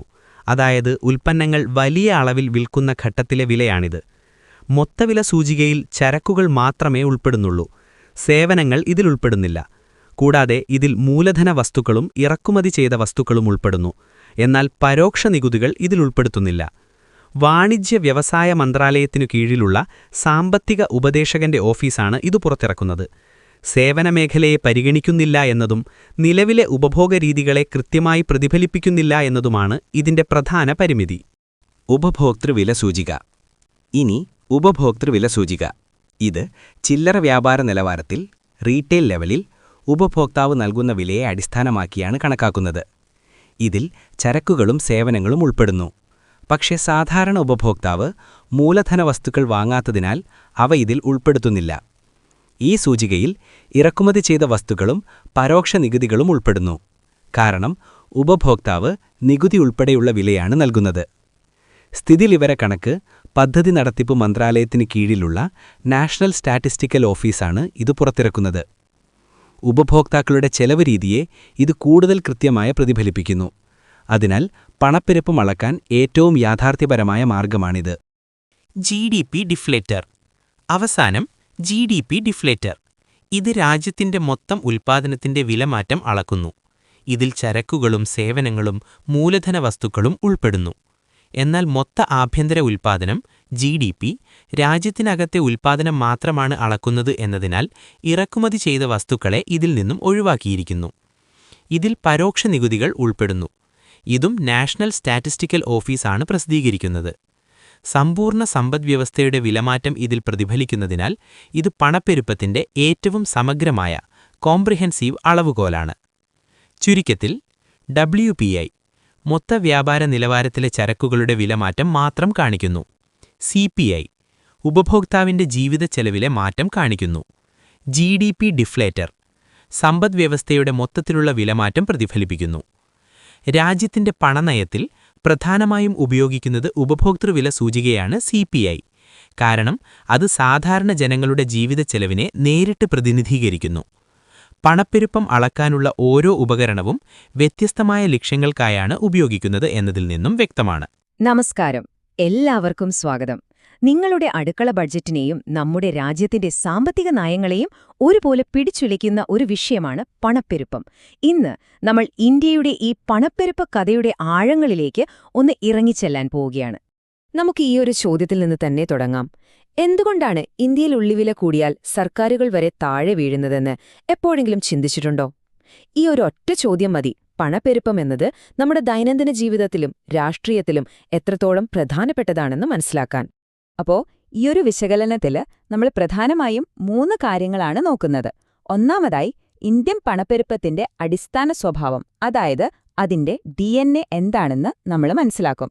പിന്നെ കാലത്തിനനുസരിച്ച് അതിന്റെ യാത്ര എങ്ങനെയായിരുന്നുവെന്ന് പരിശോധിക്കും. അവസാനം ഇതിൽ നിന്നെല്ലാം നമുക്ക് പഠിക്കാനുള്ള പ്രധാന പാഠങ്ങൾ എന്തൊക്കെയാണെന്നും നോക്കാം. ശരി, അപ്പം നമുക്ക് ആദ്യത്തെ ഭാഗത്തേക്ക് കടക്കാം. എന്തുകൊണ്ടാണ് ഇന്ത്യയിലെ പണപ്പെരുപ്പം ഇത്ര സവിശേഷമായി പെരുമാറുന്നത്? നമുക്കതിന്റെ ഘടനാപരമായ കാര്യങ്ങൾ ഒന്ന് അഴിച്ചു പരിശോധിക്കാം. ആദ്യം തന്നെ എന്താണ് ഈ പണപ്പെരുപ്പം? വളരെ ലളിതമായി പറഞ്ഞാൽ ഒരു രാജ്യത്തെ സാധനങ്ങളുടെയും സേവനങ്ങളുടെയും വിലയിൽ പൊതുവായിട്ടും തുടർച്ചയായിട്ടും ഉണ്ടാകുന്ന ഒരു വർധനവാണിത്. അതായത് നമ്മുടെ കയ്യിലിരിക്കുന്ന പണത്തിന്റെ വില കുറയുന്നു എന്ന് സാരം. ഇന്ത്യൻ പണപ്പെരുപ്പത്തിന്റെ DNAയിലെ ഏറ്റവും നിർണായകമായ ഒരു ഘടകം ഇതാണ്. നമ്മൾ ഇന്ത്യക്കാർ നമ്മുടെ പണം എവിടെയാണ് കൂടുതലായി ചിലവഴിക്കുന്നത് എന്നത്. ഈ ചാർട്ടിലേക്കൊന്ന് നോക്കിയേ. ഒരു ശരാശരി ഇന്ത്യൻ കുടുംബത്തിന്റെ ബജറ്റിൽ ഏതാണ്ട് പകുതിയോളം പോകുന്നത് ഭക്ഷണത്തിനും പാനീയങ്ങൾക്കും വേണ്ടിയാണ്. ഇതൊരു വെറും ഊഹമല്ല കേട്ടോ. ഒഫീഷ്യൽ കണക്കുകൾ പ്രകാരം നമ്മുടെ ഉപഭോഗത്തിന്റെ ഏതാണ്ട് 49% ഭക്ഷണത്തിന് വേണ്ടിയാണ്. ഇതുകൊണ്ടാണ് ഒരു മൺസൂൺ പിഴച്ചാലോ പച്ചക്കറി വില ചെറുതായൊന്ന് കൂടിയാലോ അത് രാജ്യത്തെ മുഴുവൻ ബാധിക്കുന്നത്. നമ്മുടെ പണപ്പെരുപ്പ് നിരക്ക് ഭക്ഷണവിലയുമായി ഇത്രയധികം കെട്ടുപിണഞ്ഞു കിടക്കുന്നതിന്റെ കാരണവും ഇതുതന്നെ. ഇനി ഭക്ഷണത്തിന് പുറമെ വേറെയും ചില അടിസ്ഥാന ഘടകങ്ങളുണ്ട്. ഒന്ന്, ഇന്ധനത്തിന്റെ കാര്യം. നമ്മൾ ക്രൂഡ് ഓയിലിനായി വലിയ രീതിയിൽ ഇറക്കുമതിയെ ആശ്രയിക്കുന്നു. അപ്പോ ഗ്ലോബൽ മാർക്കറ്റിൽ എണ്ണവില കൂടുമ്പോൾ ആ വിലക്കയറ്റത്തെ നമ്മൾ ഇങ്ങോട്ട് ഇറക്കുമതി ചെയ്യുകയാണ്. ഇതിനെയാണ് ഇമ്പോർട്ടഡ് ഇൻഫ്ലേഷൻ എന്ന് പറയുന്നത്. അതോടൊപ്പം ഗവൺമെന്റ് കൂടുതൽ പണം ചെലവഴിക്കുമ്പോൾ അത് ആളുകളുടെ കയ്യിൽ കൂടുതൽ പണം എത്തിക്കുകയും ഡിമാൻഡ് കൂട്ടി വിലക്കയറ്റത്തിന് കാരണമാവുകയും ചെയ്യും. അപ്പോൾ നമ്മൾ മനസ്സിലാക്കേണ്ട ഏറ്റവും പ്രധാനപ്പെട്ട പോയിന്റ് ഇതാണ്: ഇന്ത്യയിലെ പണപ്പെരുപ്പം പലപ്പോഴും സ്ട്രക്ചറലാണ്.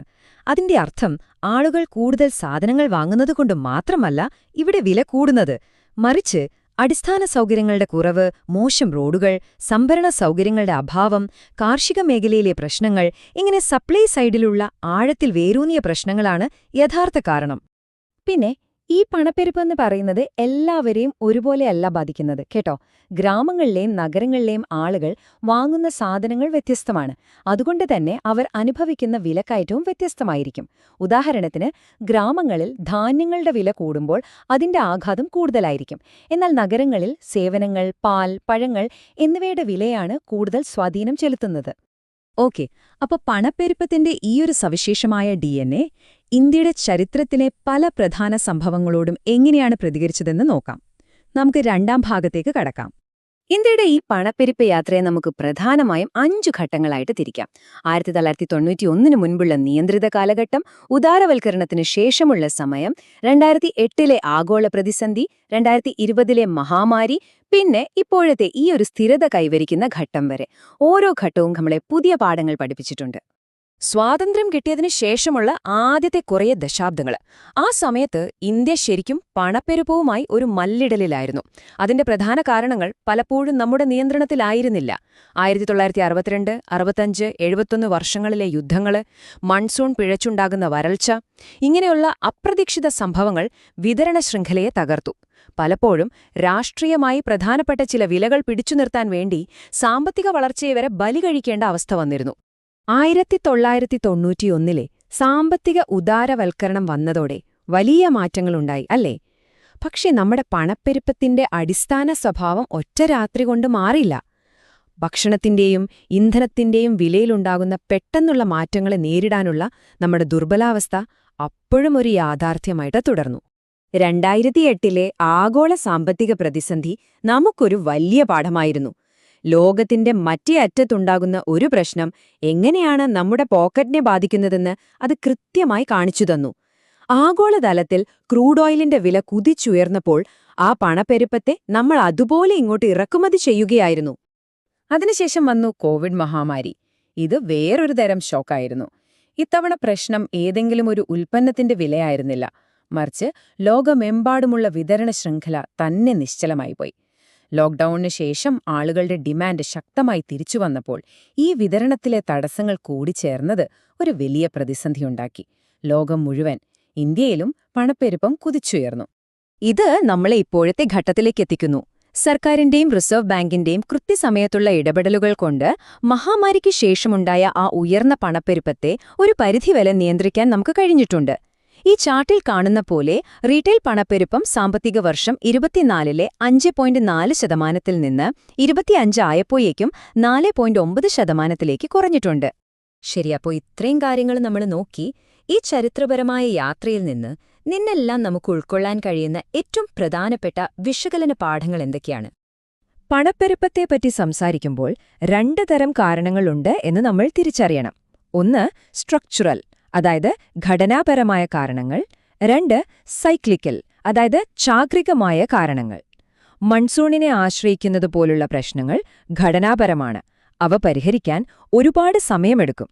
എന്നാൽ ആളുകളുടെ ഡിമാൻഡിൽ പെട്ടെന്നുണ്ടാകുന്ന ഒരു വർധനവ് ചാക്രികമാണ്. അത് ബിസിനസ് സൈക്കിളിനനുസരിച്ച് വന്നും പോയും ഇരിക്കും. ഈ വ്യത്യാസം മനസ്സിലാക്കുന്നത് വളരെ പ്രധാനമാണ്. അപ്പോ ഇന്ത്യയുടെ പതിറ്റാണ്ടുകൾ നീണ്ട ഈ അനുഭവത്തിൽ നിന്ന് നമുക്ക് 4 പ്രധാന പാഠങ്ങൾ പഠിക്കാം. 1. ഭക്ഷണവും ഇന്ധനവുമാണ് ഇപ്പോഴും നമ്മുടെ പണപ്പെരുപ്പത്തെ നിയന്ത്രിക്കുന്ന പ്രധാന ഘടകങ്ങൾ. 2. ഡിമാൻഡ് മാത്രം നിയന്ത്രിച്ചാൽ പോരാ, സപ്ലൈ സൈഡ് പ്രശ്നങ്ങൾ പരിഹരിക്കുന്നത് അതിലേറെ പ്രധാനമാണ്. 3. നമ്മുടെ പണപ്പെരുപ്പത്തിന്റെ കഥ ആഗോള സംഭവങ്ങളുമായി ആഴത്തിൽ ബന്ധപ്പെട്ടിരിക്കുന്നു. 4ാമത്തേതും ഏറ്റവും പ്രധാനപ്പെട്ടതും, പണപ്പെരുപ്പം നിയന്ത്രിക്കുന്നതും സാമ്പത്തിക വളർച്ച കൂട്ടുന്നതും തമ്മിലൊരു സന്തുലിതാവസ്ഥ കണ്ടെത്തുക എന്നത് എപ്പോഴും ഒരു വലിയ വെല്ലുവിളിയാണ്. ഇനി പരീക്ഷകൾക്കൊക്കെ തയ്യാറെടുക്കുന്നവരുണ്ടെങ്കിൽ ഈ വിശകലനത്തിലെ ചില പ്രധാന പോയിന്റുകൾ പ്രത്യേകം ശ്രദ്ധിക്കുക. ഗ്രാമങ്ങളിലും നഗരങ്ങളിലുമുള്ള പണപ്പെരുപ്പത്തിലെ വ്യത്യാസത്തിനുള്ള കാരണങ്ങൾ, യുദ്ധങ്ങളും എണ്ണവില വർധനയും പോലുള്ള ചരിത്ര സംഭവങ്ങൾ എങ്ങനെ വിലക്കയറ്റത്തിന് കാരണമായി എന്നത്, ഇന്ത്യൻ പണപ്പെരുപ്പത്തിന്റെ ഘടനാപരമായ സ്വഭാവം, പിന്നെ ഗവൺമെന്റ് നയങ്ങൾ എങ്ങനെ ഡിമാൻഡിനെ സ്വാധീനിക്കുന്നു, ഇതെല്ലാം വിശദീകരിക്കാൻ കഴിയണം. അവസാനമായി നമ്മളെപ്പോഴും ഓർക്കേണ്ട ഒരു കാര്യമുണ്ട്. ഇന്ത്യയിൽ പണപ്പെരുപ്പം വെറുമൊരു സാമ്പത്തിക കണക്കല്ല. അത് ജനങ്ങളെയും രാഷ്ട്രീയത്തെയും ഒരുപോലെ ഇളക്കിമറിക്കാൻ കഴിവുള്ള ഒരു വലിയ സാമൂഹിക ശക്തിയാണ്. അതുകൊണ്ട് നമ്മുടെ അവസാനത്തെയും ഏറ്റവും നിർണായകവുമായ പാഠം ഇതാണ്: പണപ്പെരുപ്പത്തെ ശരിയായി മനസ്സിലാക്കാൻ ഏതെങ്കിലും ഒരു വർഷത്തെ കണക്ക് മാത്രം നോക്കിയിട്ട് കാര്യമില്ല. പകരം അതിന്റെ ദീർഘകാല പ്രവണതകളും അതിന്റെ അടിസ്ഥാന കാരണങ്ങളും നമ്മൾ പഠിക്കണം. ആ വലിയ ചിത്രത്തിലാണ് യഥാർത്ഥ ഉൾക്കാഴ്ച ഒളിഞ്ഞിരിക്കുന്നത്. നമസ്കാരം. പണപ്പെരുപ്പം ഈ വാക്ക് കേൾക്കുമ്പോഴേ നമ്മുടെയൊക്കെ മനസ്സിലേക്ക് വരുന്നതെന്താ? മിക്കവാറും പത്രത്തിലൊക്കെ കാണുന്ന ഒരൊറ്റ സംഖ്യയായിരിക്കും, അല്ലേ?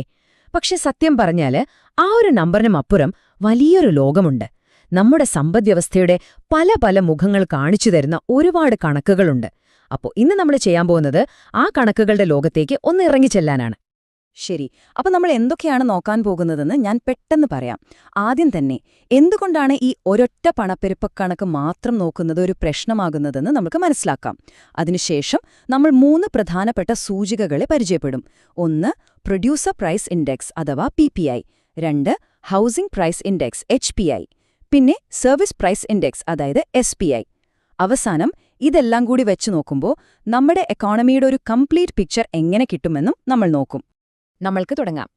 നമ്മുടെ ആദ്യത്തെ ചോദ്യം ഇതാണ്: നമ്മൾ എപ്പോഴും കേൾക്കുന്ന ആ ഒരൊറ്റ പണപ്പെരുപ്പ് കണക്ക്, അതുമാത്രം മതിയോ നമ്മുടെ സമ്പദ്വ്യവസ്ഥയുടെ ശരിക്കുമുള്ള അവസ്ഥ അറിയാൻ? ഇതിനെപ്പറ്റി നമുക്കൊന്ന് വിശദമായിട്ട് തന്നെ നോക്കാം. ഒന്ന് ആലോചിച്ചു നോക്കിയേ. ഒരു കാർ ഉണ്ടാക്കുന്ന ഫാക്ടറിയുടെ മുതലാളി, പുള്ളിക്ക് സാധനങ്ങൾ വാങ്ങാനുള്ള ചെലവ് കൂടുന്നതും ആദ്യമായിട്ടൊരു വീട് വാങ്ങാൻ പോകുന്ന നിങ്ങൾ നേരിടുന്ന വിലക്കയറ്റവും ഒന്നാണോ? അല്ല. ഇനി വേറൊന്ന് നോക്കാം. ഒരു സോഫ്റ്റ്വെയർ കമ്പനി അവരവരുടെ സർവീസിന് വില കൂട്ടുന്നു. ഇതെല്ലാം 3 തരം യാഥാർത്ഥ്യങ്ങളല്ലേ? പിന്നെ എങ്ങനെയാ ഒരൊറ്റ സംഖ്യ വെച്ച് നമുക്കിതെല്ലാം അളക്കാൻ പറ്റുന്നത്? പറ്റില്ല, അല്ലേ? അതാണ് ഞാൻ പറഞ്ഞത്, ഒരൊറ്റ കണക്ക് മാത്രം പോരാന്ന്. നമ്മൾ കൊടുക്കുന്ന ഓരോ വിലയ്ക്ക് പിന്നിലും പലതരം കഥകളുണ്ട്. ആ കഥകളൊക്കെ മുഴുവനായിട്ടും മനസ്സിലാക്കണമെങ്കിൽ നമുക്കൊരു ടൂൾ കിറ്റ് തന്നെ വേണം. അപ്പോൾ ഈ ടൂൾ കിറ്റിലെ ഓരോ ഉപകരണത്തെയും നമുക്കൊന്ന് അടുത്തറിയാം. നമ്മുടെ ടൂൾ കിറ്റിലെ ആദ്യത്തെ, ഒരുപക്ഷെ ഏറ്റവും പ്രധാനപ്പെട്ട ഒരു ടൂളാണ് പ്രൊഡ്യൂസർ പ്രൈസ് ഇൻഡെക്സ്. ചുരുക്കി പറഞ്ഞാൽ PPI. ഇതിന്റെ പേര് പറയുന്ന പോലെ തന്നെ ഇത് കാര്യങ്ങളെ നോക്കിക്കാണുന്നത് ഒരു പ്രൊഡ്യൂസറുടെ, അതായത് ഒരു ഉൽപാദകന്റെ കണ്ണിലൂടെയാണ്. ഒരു സാധനം ഫാക്ടറിയിൽ നിന്ന് പുറത്തേക്കിളങ്ങുന്ന ആ നിമിഷം അതിന്റെ വിലയെന്താണ്, അതാണ് PPI അളക്കുന്നത്. ഒന്നുകൂടി സിമ്പിളാക്കാം. ധാരണു, ഒരു സോപ്പ് ഉണ്ടാക്കുന്ന കമ്പനി. അവരാ സോപ്പ് കടകളിലേക്ക് അയക്കുന്നതിനു മുൻപ് ഒരു ഹോൾസെയിൽ കച്ചവടക്കാരന് വിൽക്കുന്ന ഒരു വിലയുണ്ടാവുമല്ലോ. ആ വിലയിൽ ഒരു വർഷം കൊണ്ട് എന്ത് മാറ്റം വന്നു എന്ന് നോക്കുന്നതാണ് PPI. ഇവിടെ നമ്മൾ കടയിൽ നിന്ന് വാങ്ങുന്ന വിലയല്ല പ്രധാനം, പകരം ആ കമ്പനിക്ക് കിട്ടുന്ന വിലയാണ്.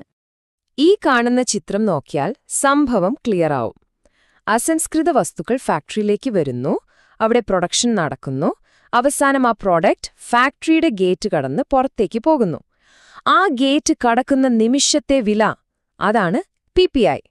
അതിനുശേഷം വരുന്ന ട്രാൻസ്പോർട്ട് ചാർജ്, ടാക്സ്, കടക്കാരന്റെ ലാഭം, ഇതൊന്നും PPIയുടെ ഭാഗമേ അല്ല.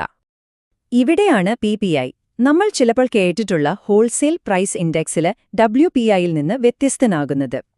PPI ഫാക്ടറിയിൽ നിന്നുള്ള ബേസിക് പ്രൈസ് മാത്രം നോക്കുന്നു. പക്ഷേ WPIയിൽ പലപ്പോഴും ഈ ടാക്സും ട്രാൻസ്പോർട്ട് ചാർജുമൊക്കെ ഉൾപ്പെടാറുണ്ട്. അതുകൊണ്ട് തന്നെ ഒരു പ്രൊഡക്ഷൻ ലെവലിലുള്ള വിലക്കയറ്റത്തിന്റെ ഏറ്റവും പ്യുവറായ ചിത്രം തരുന്നത് PPI ആണ്. അപ്പം നമ്മൾ മനസ്സിലാക്കേണ്ട പ്രധാന കാര്യം ഇതാണ്, PPI വെറുമൊരു കണക്കല്ല, ഇതിന് വലിയ പോളിസി ഇമ്പോർട്ടൻസ് ഉണ്ട്. കാരണം ഫാക്ടറി ലെവലിലെ വില കൂടുന്നു എന്ന് PPI കാണിക്കുമ്പോൾ സർക്കാരിനൊരു സൂചന കിട്ടും ഇത് കുറച്ചു കഴിയുമ്പോൾ കടകളിലെ വിലയിലും വരുമെന്ന്. അപ്പം മുൻകൂട്ടി നടപടികൾ എടുക്കാം. ഇതൊരു ഏർലി വാർണിംഗ് സിസ്റ്റം പോലെയാണ്. അതുകൊണ്ടാണ് ലോകബാങ്കും IMFഉം അമേരിക്കയും യൂറോപ്പും ഒക്കെ ഇതിന് ഇത്രയധികം പ്രാധാന്യം കൊടുക്കുന്നത്. ഇന്ത്യയിലും BN ഗോൾദർ കമ്മിറ്റി ഇത് നടപ്പിലാക്കണമെന്ന് ശക്തമായി പറഞ്ഞിരുന്നു. ശരി, ഇനി നമുക്ക് നമ്മുടെ ടൂൾ കിറ്റിലെ അടുത്ത ഉപകരണത്തിലേക്ക് പോകാം. ഫാക്ടറിയിൽ ഉണ്ടാക്കുന്ന സാധനങ്ങളിൽ നിന്ന് മാറി നമ്മളിൽ പലരുടെയും ജീവിതത്തിലെ ഏറ്റവും വലിയൊരു സ്വപ്നത്തിലേക്ക്, ഒരു സമ്പാദ്യത്തിലേക്ക്, നമ്മുടെ സ്വന്തം വീട്. അതെ, നമ്മൾ നോക്കാൻ പോകുന്നത് ഹൗസിംഗ് സെക്ടറിലെ വിലക്കയറ്റമാണ്. ഹൗസിംഗ് പ്രൈസ് ഇൻഡെക്സ് അഥവാ HPI. ഇതിന്റെ പണി വളരെ സിമ്പിളാണ്. നമ്മുടെ രാജ്യത്തെ പ്രധാനപ്പെട്ട സിറ്റികളിലെ വീടുകളുടെയും ഫ്ളാറ്റുകളുടെയും വില കൂടുന്നുണ്ടോ കുറയുന്നുണ്ടോ എന്ന് ട്രാക്ക് ചെയ്യുക. ഇതെന്തിനാണെന്നല്ലേ? റിയൽ എസ്റ്റേറ്റ് മാർക്കറ്റിൽ ഒരു സുതാര്യത കൊണ്ടുവരാൻ ഇത് അത്യാവശ്യമാണ്. കാരണം ഇത് കോടിക്കണക്കിന് ആളുകളുടെ സമ്പാദ്യത്തെ ബാധിക്കുന്ന ഒന്നാണ്. ഇന്ത്യയിലെ ഈ വിലയുടെ ട്രെൻഡ് അറിയാൻ നമുക്ക് പ്രധാനമായിട്ടും 2 വഴികളുണ്ട്. ഒന്ന്, നാഷണൽ ഹൗസിംഗ് ബാങ്കിന്റെ NHB റെസിഡെക്സ്. ഇത് ഏകദേശം 50 നഗരങ്ങളിലെ ഡേറ്റ എടുക്കുന്നുണ്ട്. രണ്ടാമത്തത് നമ്മുടെ റിസർവ് ബാങ്ക് തന്നെ ഇറക്കുന്ന HPI ആണ്. ഇത് 10 പ്രധാന നഗരങ്ങളിലെ രജിസ്ട്രേഷൻ ഡേറ്റ ഉപയോഗിച്ചാണ് തയ്യാറാക്കുന്നത്. അതുകൊണ്ട് തന്നെ കുറച്ചുകൂടി കൃത്യമായ കണക്കായിരിക്കും അത്. ഇനി HPI എന്തിനാണ് ഇത്ര പ്രധാനപ്പെട്ടൊരു എക്കണോമിക് ഇൻഡിക്കേറ്റർ ആകുന്നതെന്ന് നോക്കാം. ഈ 7.4% എന്ന നമ്പർ കണ്ടോ? ഇത് നമ്മുടെ കൺസ്ട്രക്ഷൻ സെക്ടറിലെ വളർച്ചയാണ്. വീടുകൾക്ക് ഡിമാൻഡ് കൂടുമ്പോൾ സ്വാഭാവികമായും നിർമ്മാണം കൂടും. സിമന്റ്, കമ്പി പോലുള്ള ഇൻഡസ്ട്രികൾ വളരും, ഒരുപാട് പേർക്ക് ജോലി കിട്ടും. അപ്പോ HPI കൂടുന്നു എന്ന് പറഞ്ഞാൽ അതിനർത്ഥം വീടുകളുടെ വില കൂടുന്നു എന്ന് മാത്രമല്ല, നമ്മുടെ എക്കണോമി മൊത്തത്തിലൊന്ന് ഉഷാറാകുന്നു എന്നതിന്റെ ഒരു സൂചന കൂടിയാണ്. നമ്മൾ ഇതുവരെ സംസാരിച്ചത് നമുക്ക് കാണാനും തൊടാനും പറ്റുന്ന സാധനങ്ങളെപ്പറ്റിയാണ്. ഫാക്ടറിയിലെ പ്രൊഡക്ട്സ്, വീടുകൾ. പക്ഷേ നമ്മുടെ സമ്പദ്വ്യവസ്ഥയുടെ ഏറ്റവും വലിയൊരു ഭാഗം അങ്ങനെയുള്ളതല്ല. Banking, IT, tourism, health care. അതെ, ഇനി നമ്മൾ കടക്കുന്നത് സർവീസ് സെക്ടറിന്റെ, അതായത് സേവന മേഖലയുടെ ആലോകത്തേക്കാണ്. ഇവിടെയാണ് കാര്യങ്ങൾ കുറച്ച് കോംപ്ലിക്കേറ്റഡ് ആകുന്നത്. ഒരു ഫോണിന്റെ വില അളക്കാൻ എളുപ്പമാണ്. പക്ഷേ ഒരു ഡോക്ടറുടെ ഉപദേശത്തിന്റെ വിലയോ, അല്ലെങ്കിൽ ഒരു ബാങ്ക് തരുന്ന സർവീസിന്റെ മൂല്യമോ, ഒരു സിനിമ കാണുമ്പോൾ കിട്ടുന്ന എക്സ്പീരിയൻസിന്റെ വിലയോ, ഇതൊന്നും നമുക്ക് കൈകൊണ്ട് തൊട്ടു നോക്കാൻ പറ്റില്ലല്ലോ. അപ്പോ ഈ തൊട്ടറിയാൻ പറ്റാത്ത സേവനങ്ങളുടെ വിലയിലുണ്ടാവുന്ന മാറ്റം എങ്ങനെ നമ്മൾ കൃത്യമായി അളക്കും? ഇതാണ് സർവീസ് പ്രൈസ് ഇൻഡെക്സ് നേരിടുന്ന ഏറ്റവും വലിയ ചാലഞ്ച്. പക്ഷേ ഈ ചാലഞ്ച് നമ്മൾ ഏറ്റെടുത്തേ പറ്റൂ. കാരണം എന്താണെന്നറിയോ? നമ്മുടെ രാജ്യത്തിന്റെ GDPയുടെ, അതായത് മൊത്തം വരുമാനത്തിന്റെ ഏകദേശം 60% വരുന്നത് ഈ സേവന മേഖലയിൽ നിന്നാണ്. അഗ്രികൾച്ചറിനേക്കാളും ഇൻഡസ്ട്രിയേക്കാളും എത്രയോ വലുത്. അപ്പോ ഇത്രയും വലിയൊരു സെക്ടറിലെ വിലക്കയറ്റം അളക്കാതെ നമുക്കെങ്ങനെ എക്കണോമിയുടെ ഒരു ഫുൾ പിക്ചർ കിട്ടും? നമ്മൾ നേരത്തെ പറഞ്ഞ ആ വെല്ലുവിളികൾ ഒന്നുകൂടി നോക്കാം. 1, സർവീസുകൾ ഇൻടാഞ്ചിബിൾ ആണ്, തൊടാൻ പറ്റില്ല. 2, അതിന്റെ ക്വാളിറ്റി അളക്കാൻ ഭയങ്കര പാടാണ്. ഉദാഹരണത്തിന്, ഒരു ടീച്ചർ കഴിഞ്ഞ കൊല്ലത്തേക്കാൾ നന്നായി ഈ കൊല്ലം പഠിപ്പിക്കുന്നുണ്ടെങ്കിൽ ആ ക്വാളിറ്റിയിലെ മാറ്റം നമ്മൾ ഫീസിലെങ്ങനെ കണക്കാക്കും? പാടല്ലേ? ഇതുപോലുള്ള ലക്ഷക്കണക്കിന് സർവീസുകളുടെ ഡേറ്റ കളക്ട് ചെയ്യുന്നത് തന്നെ ഒരു വലിയ പണിയാണ്. ഈ കാരണങ്ങൾ കൊണ്ടൊക്കെയാണ് ഇന്ത്യയിൽ ഒരു സമ്പൂർണ്ണ ദേശീയ SPI ഉണ്ടാക്കിയെടുക്കുന്നത് ഇപ്പോഴും നടന്നുകൊണ്ടിരിക്കുന്ന ഒരു പ്രോസസ്സാകുന്നത്. അപ്പോ നമ്മൾ 3 വ്യത്യസ്ത സൂചികകളെ പരിചയപ്പെട്ടു കഴിഞ്ഞു: PPI, HPI, പിന്നെ SPI. ഇനി ഇവയെല്ലാം എങ്ങനെയാണ് ഒരുമിച്ച് ചേരുന്നത് എന്ന് നോക്കാം. ഈ 3 ടൂൾസും ഒരുമിച്ച് വയ്ക്കുമ്പോൾ സമ്പദ്വ്യവസ്ഥയെ മനസ്സിലാക്കാനുള്ള ഒരു സൂപ്പർ ടൂൾ കിറ്റായി അത് മാറും. നമുക്ക് ആ ടൂൾ കിറ്റ് ഒന്ന് തുറന്നു നോക്കിയാലോ? ഈ കാണുന്ന ടേബിൾ നമ്മൾ ഇതുവരെ പറഞ്ഞ കാര്യങ്ങളുടെ ഒരു സമ്മറിയാണെന്ന് വെച്ചോളൂ. ഓരോ ഇൻഡെക്സും എക്കണോമിയെ ഓരോ ആംഗിളിൽ നിന്ന് നോക്കിക്കാണുന്നത് പോലെയാ. നമ്മൾ, അതായത് ഉപഭോക്താക്കൾ, നമ്മുടെ പോക്കറ്റിനെ കാര്യമായി ബാധിക്കുന്നതെന്താണെന്ന് CPI പറയും. അതേസമയം ഒരു സാധനം ഉണ്ടാക്കുന്നയാൾക്ക് വരുന്ന ബുദ്ധിമുട്ടുകൾ, അത് PPIയിൽ കാണാം. ഇനി നമ്മുടെയൊക്കെ ജീവിതത്തിലെ ഏറ്റവും വലിയൊരു ഇൻവെസ്റ്റ്മെന്റ്, അതായത് വീട്, അതിന്റെ കാര്യങ്ങൾ HPI പറയും. പിന്നെ നമ്മുടെ എക്കണോമിയെ മുന്നോട്ട് കൊണ്ടുപോകുന്ന സർവീസ് സെക്ടർ, അതിന്റെ ഹെൽത്ത് എങ്ങനെയാണെന്ന് SPIയും കാണിച്ചു തരും. കണ്ടോ, ഓരോന്നിനും ഓരോ റോളാണ്. അപ്പോ സ്വാഭാവികമായും ഒരു ചോദ്യം വരും: എന്തിനാണ് ഇത്രയധികം സൂചികകൾ? ഒരൊറ്റ നമ്പർ പോരെ? നമ്മൾ തുടങ്ങിയയിടത്തേക്ക് തന്നെ തിരിച്ചെത്തി. പക്ഷെ ഇപ്പോൾ നമ്മുടെ കയ്യിൽ അതിന്റെ ഉത്തരങ്ങളുണ്ട്. എന്തുകൊണ്ടാണ് ഒരു കംപ്ലീറ്റ് വ്യൂ കിട്ടാൻ ഈ സൂചികകളെല്ലാം ഒരുമിച്ച് നോക്കേണ്ടത് എന്ന് നമുക്ക് അവസാനമായി ഒന്നുകൂടി ഉറപ്പിക്കാം. ഇങ്ങനെ ചിന്തിച്ചാൽ മതി, ഒരൊറ്റ ഇൻഡെക്സ് എന്ന് പറയുന്നത് ഒരു ഫോട്ടോ എടുക്കുന്നത് പോലെയാണ്. ആ ഒരു നിമിഷത്തെ കാഴ്ച നമുക്ക് കിട്ടും. പക്ഷേ PPI, HPI, SPI, CPI ഇതെല്ലാം കൂടി ഒരുമിച്ച് ചേർക്കുമ്പോൾ നമുക്ക് കിട്ടുന്നത് ഒരു 360 പാനോറമിക് വീഡിയോ ആണ്. സമ്പദ്വ്യവസ്ഥയുടെ എല്ലാ ചലനങ്ങളും എല്ലാ ഡീറ്റെയിൽസും നമുക്കതിൽ വ്യക്തമായി കാണാൻ പറ്റും. അപ്പോ ഈ ചർച്ച അവസാനിപ്പിക്കാൻ ഈ ഒരു ആശയം മനസ്സിൽ വെച്ചാൽ മതി. ഓരോ സൂചികയും അളക്കുന്നത് ഓരോ യാഥാർത്ഥ്യത്തെയാണ്. ഫാക്ടറി ഉടമയുടെ റിയാലിറ്റി, വീട് വാങ്ങുന്ന നിങ്ങളുടെ റിയാലിറ്റി, സർവീസ് നൽകുന്ന കമ്പനിയുടെ റിയാലിറ്റി, ഇവയെല്ലാം ചേരുമ്പോഴാണ് പണപ്പെരുപ്പം എന്ന വലിയ ചിത്രത്തിന് പൂർണ്ണത വരുന്നത്. അപ്പോ അടുത്ത തവണ നിങ്ങൾ പണപ്പെരുപ്പത്തെക്കുറിച്ച് കേൾക്കുമ്പോൾ ഒരൊറ്റ സംഖ്യയ്ക്കും അപ്പുറമുള്ള ഈ ലോകത്തെക്കുറിച്ച് ഓർക്കുമെന്ന് ഞാൻ വിശ്വസിക്കുന്നു. നന്ദി.